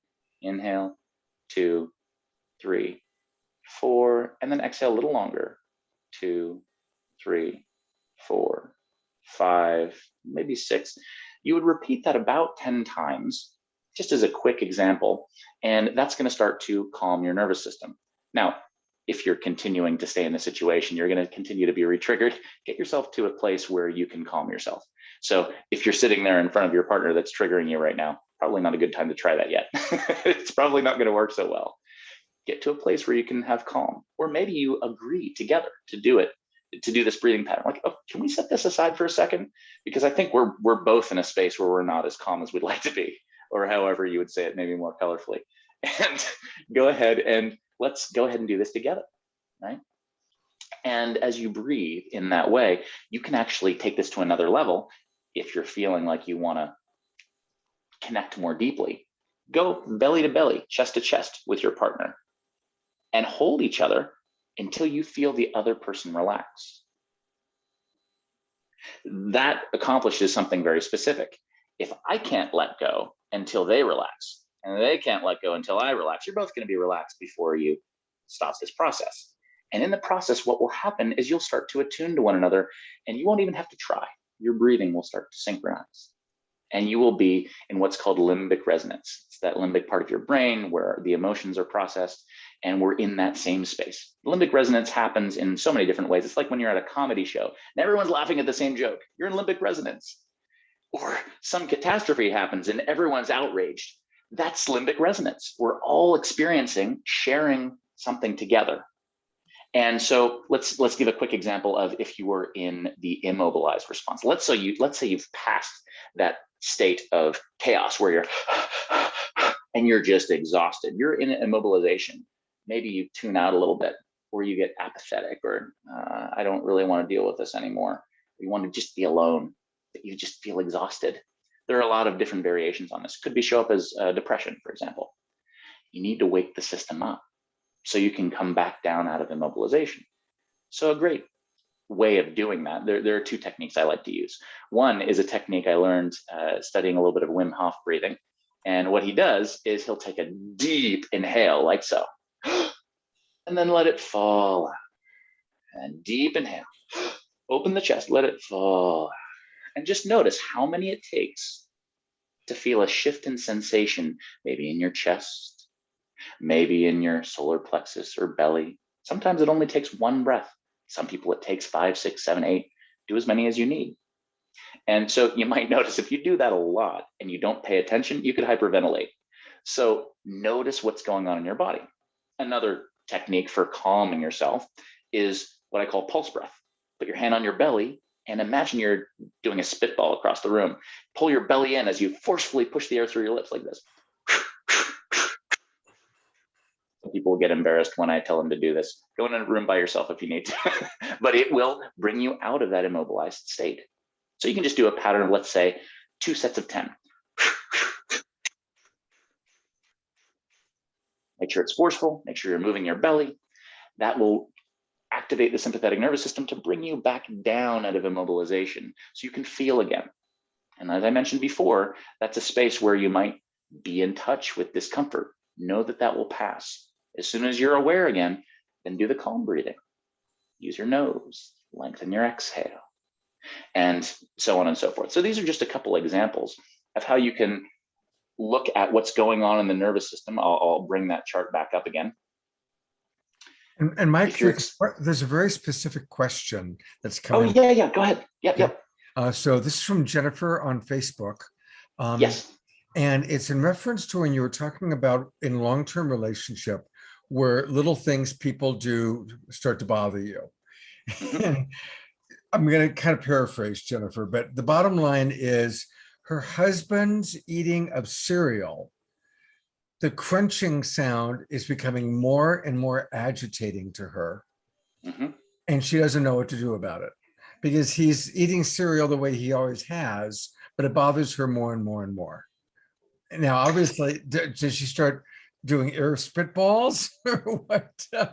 Seriously, what do you suggest? Short term, those techniques that I mentioned will help a little bit, but what she's describing is a long-term change in the middle ear muscles. So there's a specific sound therapy called the Safe and Sound Protocol. It was developed by Stephen Porges, who came up with polyvagal theory, that bell curve that you see the different branches of the nervous system. He's the one who innovated that idea.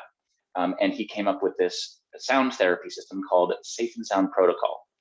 I used to do that therapy. My partner does. So if anyone's interested, you can reach out to me and I'll direct you to her. Okay. And what it does is it uses a specific frequency of music that's in the middle range. So when you hear a high shrill sound, think of that like a prey animal that's squealing and trying to get away. Think of the low rumble of the predator. In the higher the low frequencies, it tends to trigger the stress response. And so you can actually change that slacked middle ear muscle experience that you're probably experiencing with the sound therapy. So what I'm getting at is that that's not a quick fix, and you're going to want to go into depth on that one, because it's not just the sound that's annoying you. Your whole system is in a perpetual state of a survival response. And so you're going to perceive the world differently, not only how you hear it, but you're going to be more easily annoyed.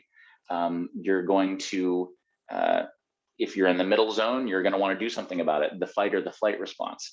And if it gets to the point where you just can't handle it anymore, you'll just get apathetic or depressed.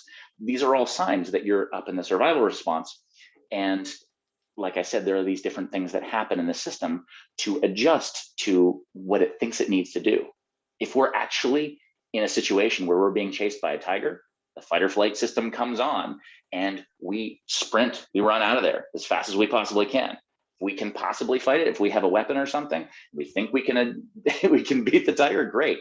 But chances are we're going to get to a place if we can't outrun a tiger. So in this, trigger warning, in this example, imagine that the tiger's about to get you. What's going to happen is your body's going to go into an immobilized state. It's going to shut down and it's going to collapse. Prey animals do this all the time. And there are actually some pretty cool nature videos you can pull up on YouTube where a cheetah goes after an antelope and it shows it in slow motion. And just as the cheetah is about to grab it by the neck, it actually collapses first. And the reason for that is that it won't struggle, and so it won't get hurt if there's an opportunity to leave. Well, what ends up happening is a hyena comes and starts to battle it out with the cheetah. And while they're doing that, antelope pops up, runs off, and it goes, interestingly enough, into a safe place, and it starts to shake once it's in a safe space. Interesting. We talked about this. So this is this natural process that happens, and your body does exactly what it needs to based on what it thinks the needs are for survival. So whatever triggered that experience initially, it's probably deep in the unconscious that had your middle ear muscle slack. Chances are it was way before your husband. And yeah, usually it's in childhood at a certain point, and it doesn't have to be something intense. A lot of people will say, oh, I had a great childhood. But the way the nervous system responds and the way we interpret it with our brains, they're two totally different things. So someone, could have an experience that to somebody else might look like, oh, that wasn't a big deal. Well, to that person, their nervous system responded in a way where it went into fight or flight and then collapsed. And if it doesn't resolve, if it doesn't get resolved in a safe space with a safe other and an attachment bond, that will stay there. The system thinks that it can't recover. So I hope that answered that question. Yeah. I mean, Jennifer, I'm going to see how Jennifer feels. Trish wrote in the chat box, the last thing he heard was, I hate the way you crunch your cereal. I sent that to you privately. This is true. Jennifer, I hope you don't mind, but I mean, it is interesting though. I mean, I love how honest that is. It's like how something as simple as crunching cereal. And I think it's really important because most of us, especially in long-term relationships, is things that other people do, our husband, our wife, our mother, our kids do, that drive us nuts. And we wonder, why is that driving me nuts? So I'm really appreciating, Jennifer bringing that up and your response. Scott, yeah. Do you mind if I would love to just provide a different lens on that dynamic? Yes, please. Yeah. I came to this realization that everything in life is a metaphor. Like absolutely everything. And if we had more time, I would love to get into a whole conversation around the nature of perception and how there's a lot of evidence to suggest that the way we see reality isn't just like a little sliver of it or not quite it. It's actually that reality is fundamentally different from what we perceive. And yet it's clear that our perceptions have a highly adaptive function, that we can make sense of the world around us and inside of us in a way that allows us to navigate whatever is occurring. And so what I would actually encourage, it was Jennifer? Yes. Yeah. So what I would encourage Jennifer to look at is, I would be curious, like, how's the relationship outside of the cereal? Like if it's like utopia and then the cereal's bugging her, then I would say like, yeah, check out the ears, figure out, like do a diagnostic, whatever, like figure that out. But if there are pieces of the relationship or aspects of the relationship where there's a deep sense of disconnection or distance or animosity, then I would suggest there's a high likelihood that the irritation with the cereal is just a metaphor for something deeper that's operating, where there's a lack of satisfaction, a sense of maybe, things. I'll just say some things that I've, worked with people. If I was working with someone, these are things I would reflect and say, hey, tell me whether these are hitting the mark. If you feel like your partner doesn't take care and isn't sensitive to things going on around him, then the loud crunching of cereal could just be, again, a metaphor that reinforces your belief that he doesn't really care or doesn't take care. And I think you could start to attune to how are you in the relationship in general? How connected, how nourishing, how how supportive does it feel?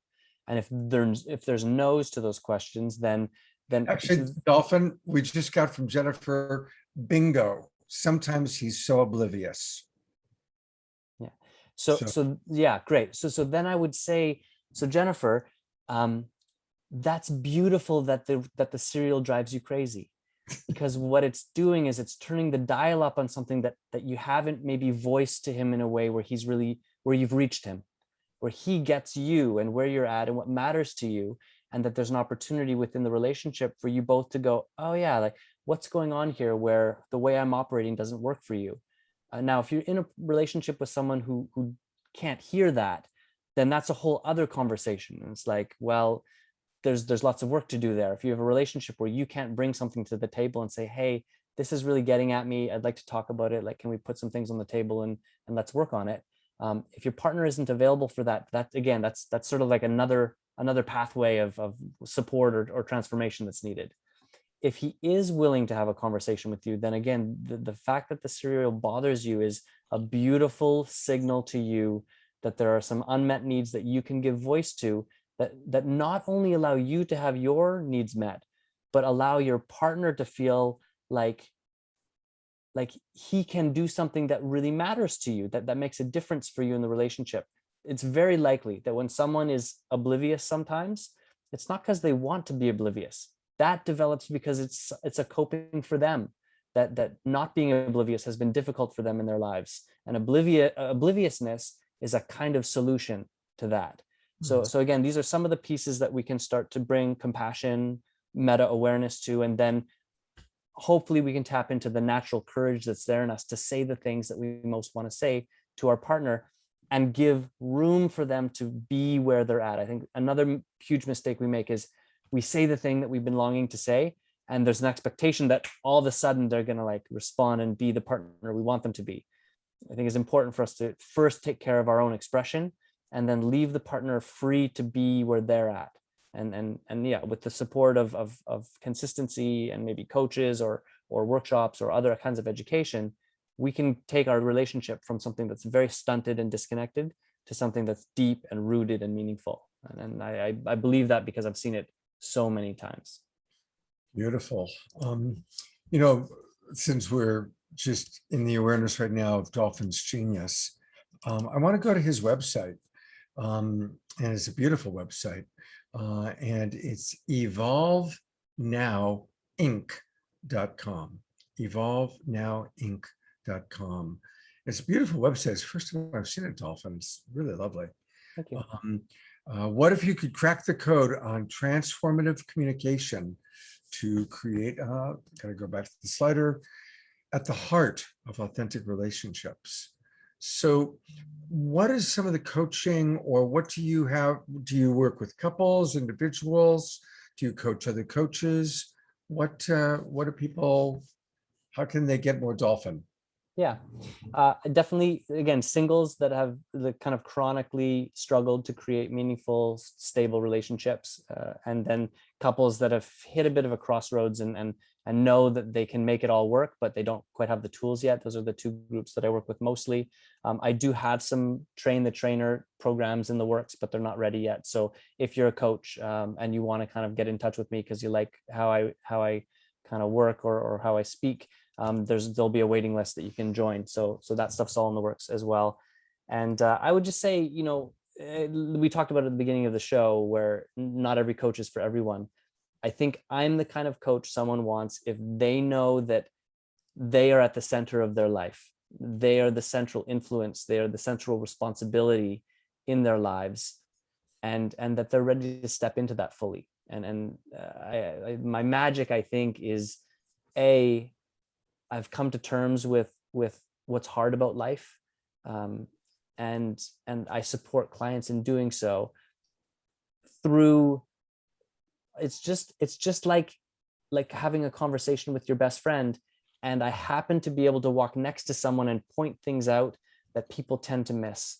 And so it's like turning a light on a trail that you've been struggling to travel for a long time, and all of a sudden you start to see the signposts, you see the things you used to trip over, you look back and you recognize where you came from and why things are the way they are, and actually everyone has the answers. So I'm more of a facilitator than I am kind of delivering some divine information that people don't have. Well, I'm really appreciating the information that you are providing. Is there anything you can or want to say about that secret project that? Yeah, cool. So thank you for nudging me. Me and a wonderful business partner of mine that I know, Scott and Trish and Mike all know, Stephen Rowland. So we've been working on a relationship-based education platform for the last year and a half, 2 years, and it's ripe. The fall is our target for launch. It's called RELATIONFLIX. The URL will be relationflix.com, and it'll be a place for you to get just a huge amount of information from a diverse group of coaches and educators. And it'll just be a rich content ecosystem where you can do toe dips, you can learn about practices and techniques, you can do deep dives into things. And we just want it to be a one-stop shop for anyone that wants to completely transform and clean out relationships that maybe either haven't been what they've wanted them to be, or that that they're good, but they know how much better they can be. So that's what we're up to, relationflix.com. And sometime this fall, it's all coming to the world. And once we launch it, for us, it's just the beginning. Like, we just have so many big visions for how we can create a space for people to learn and grow in relationship. We're all really excited about it. Totally. Already, Stephen's been filming with all of us, and it's going to be the Netflix for relationships. So it's going to be, and you're going to be hearing a lot about it on all of my shows, because I'm going to want to have all the different teachers on our shows. And so Dolphin, thank you for being with us and staying longer wherever it is you are. I'm in Vancouver right now. In Vancouver, thank you. And Mike's on the platform as well, just to let everyone know all of his brilliance today will be featured as well. And speaking of Mike's brilliance, I've got a website that I got to go to. And this is one way to find Mike. And it's the website is airmidwellness.com, airmidwellness.com. And I guess if I go to coaching team, how do we find you here, Mike? Just click on coaches and I should be listed under Danielle, who is actually my partner in Holistic Fitness Lifestyle. Got it. Okay. That's why I saw there's Danielle, your partner. She's beautiful, but where are you? You know, they've been updating the website and they keep moving where the tabs are. So unfortunately, that's where it was last I checked today. So well, somewhere here is Mike. And if you click the Tai Chi link, I teach a Tai Chi class online, and so I'll definitely be listed there. Okay. Let's see. But for some reason, the coaching tab has been moved. Maybe our instructors. Let's try that. We are striking out here. Come on, Mike. There he is. Oh, there we go. All right, we found him. All right. You know what? Maybe why don't you pop maybe your email address into the chat box here, and I'll also put it on some of our Facebook pages. Happy to. Sure. I am not taking on extra clients right now. My plate is full. Trish, are you accepting?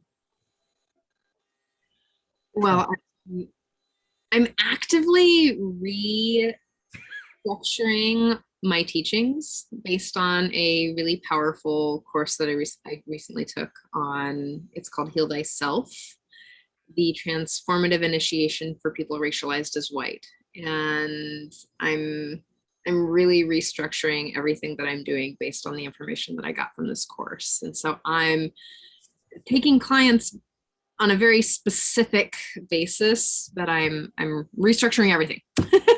You can go to that website if you'd like. It's called the Remember Institute.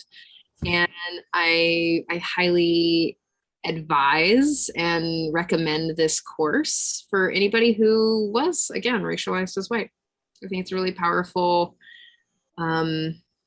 look at a different realm of reality. And it was really profound for me, and I'm seeing where my work can be more transformative and more impactful and really significantly more loving in the world now that I've seen what I've seen. And I recall that so if people go to the rememberinstitute.com, well, we're struggling here to open up certain pages. If people go to the rememberinstitute.com and go to courses, the very first one on the far left is the open house.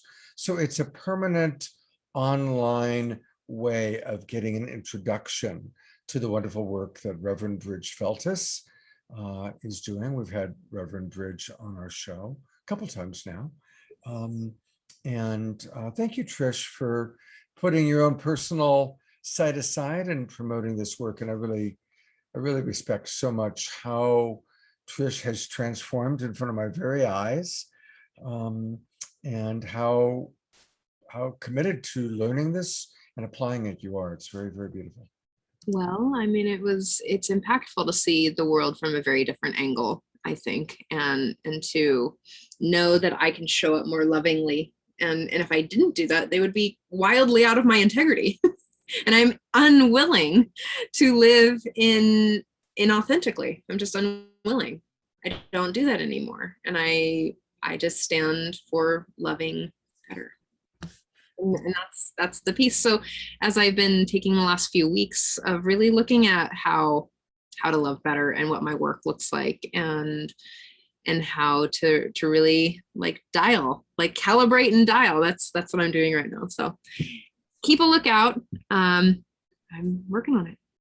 Beautiful. I'm going to open it up for everybody gets a chance for one last thought, anything you want to share. Mike.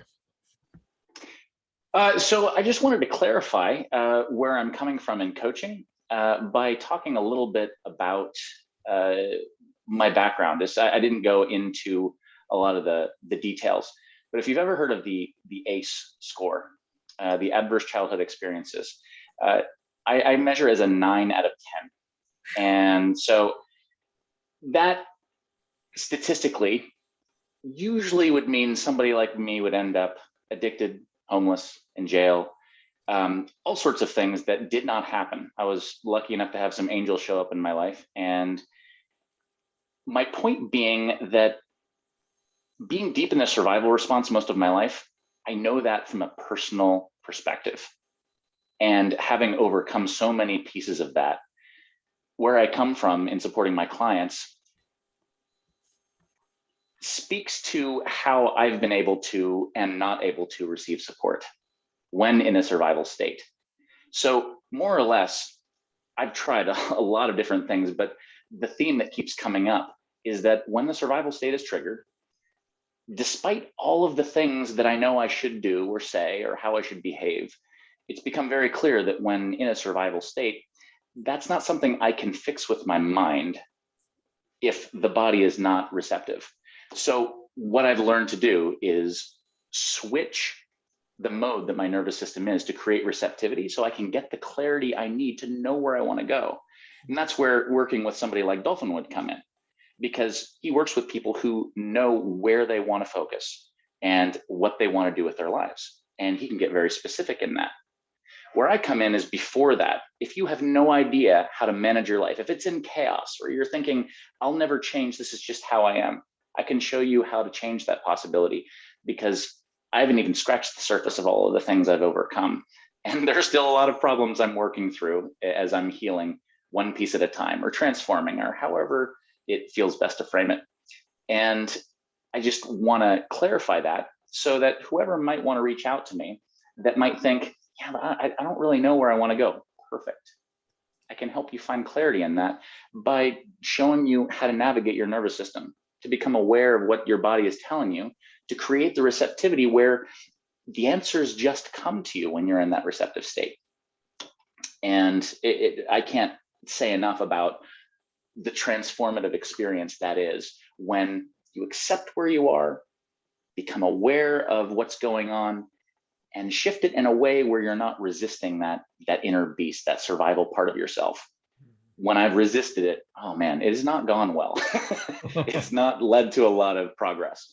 And I know that intimately well. And I just thought I'd put it out there for anyone who might feel, yeah, I don't even know where I would start. Beautiful. Perfect. And for anybody who's just listening, and I want to again acknowledge the majority of the people who are going to watch this show, are going to watch the replay. You can email Mike to reach him at holisticfitnesslifestyle@gmail.com. holisticfitnesslifestyle@gmail.com is a good way to reach Mike. So thank you. Dolphin, do you have any last thoughts? I've really enjoyed being here. This is the longest time I've had to spend with you and Trish. I'm just really appreciating. It's clear to me that when we come into someone else's space, especially kind of a space they've curated or created, the historical reality is there in the present, and so like I can just feel the way you two work, the way you move together, where you're coming from, your kind of why you do what you do. It's just in the space that we've shared today. I really appreciated the time. I'm someone, I think I'm the best when I'm playing off of people. And so, it's sort of like, say, hey, talk about yourself. It's not really my jam. But I think what I want to finish with is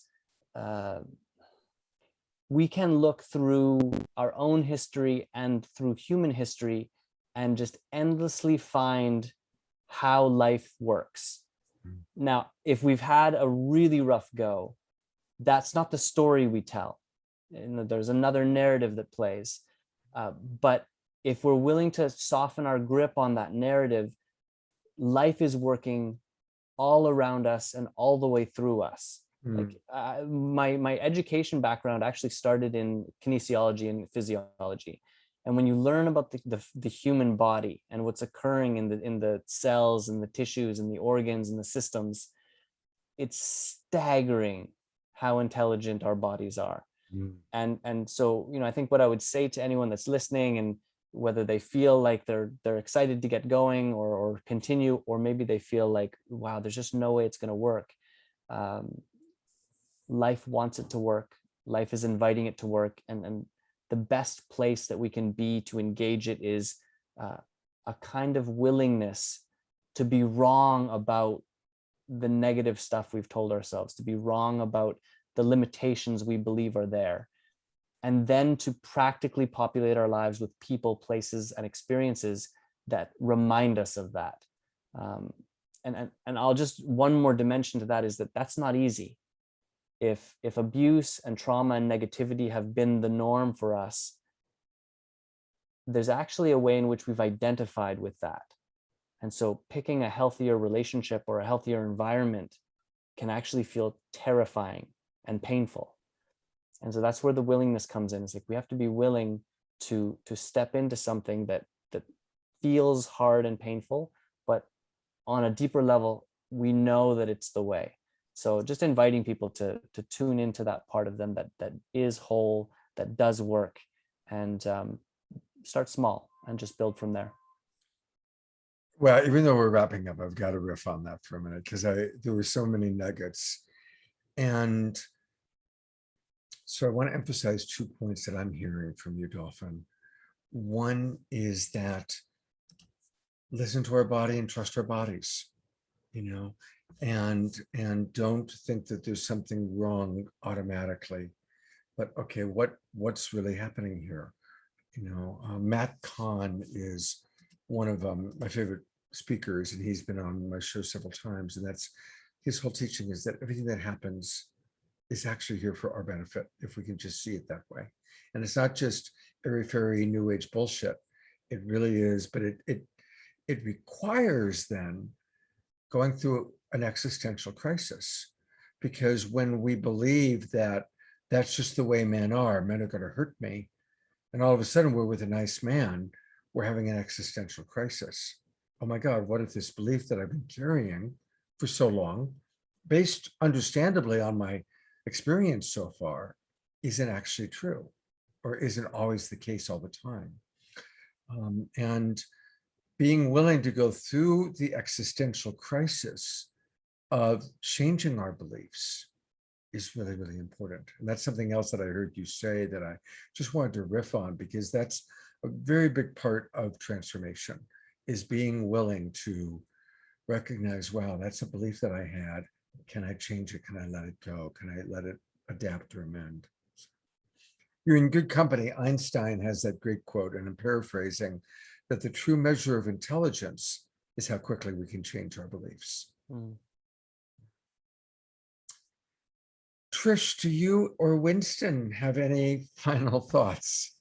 God, if I pick him up, he stops yelling at me. I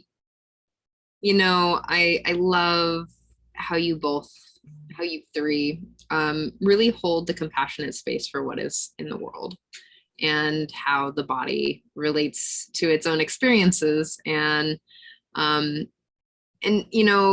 I love that you ended with that piece, because that was the hardest piece for me in the transformation. In my own personal experience, was I learned that certain abusive behaviors was love. That's what so I sought those experiences out.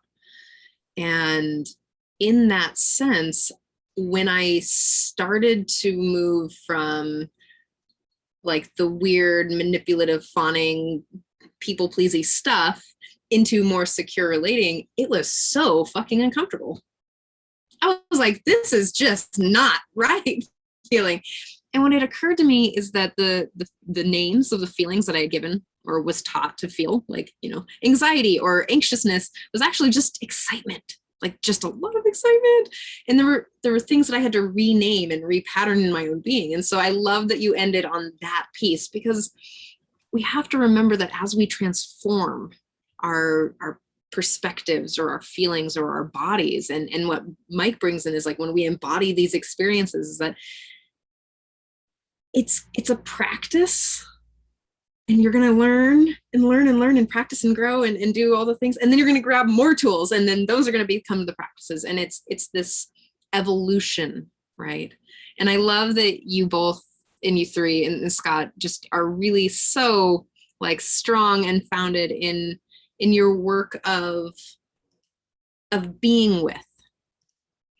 So I'm grateful to spend the last 2 hours with you three in your loving, compassionate, beautiful awesomeness. And the last thing that I want to just personally add in is there's a couple things that are my guiding lights in the world. And if you ever want to know, if you ever want to know if you're projecting or what's going on, ask yourself, who's feeling the feelings?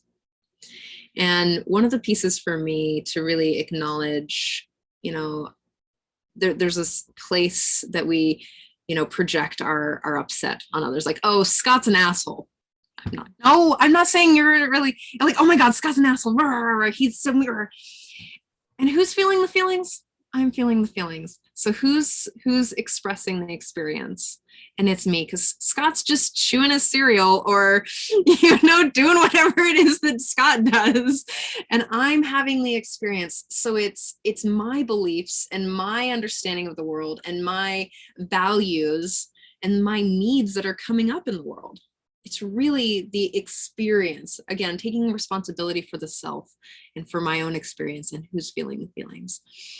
And that really gives us an opportunity to be in compassion with another person in their chewing or in their being handsome with your long flowing hair, Scott.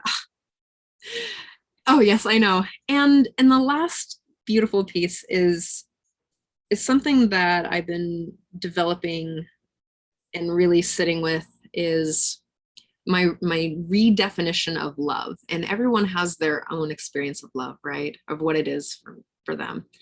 And for me, throughout all of these years, what it now looks like is the radical acceptance of what is.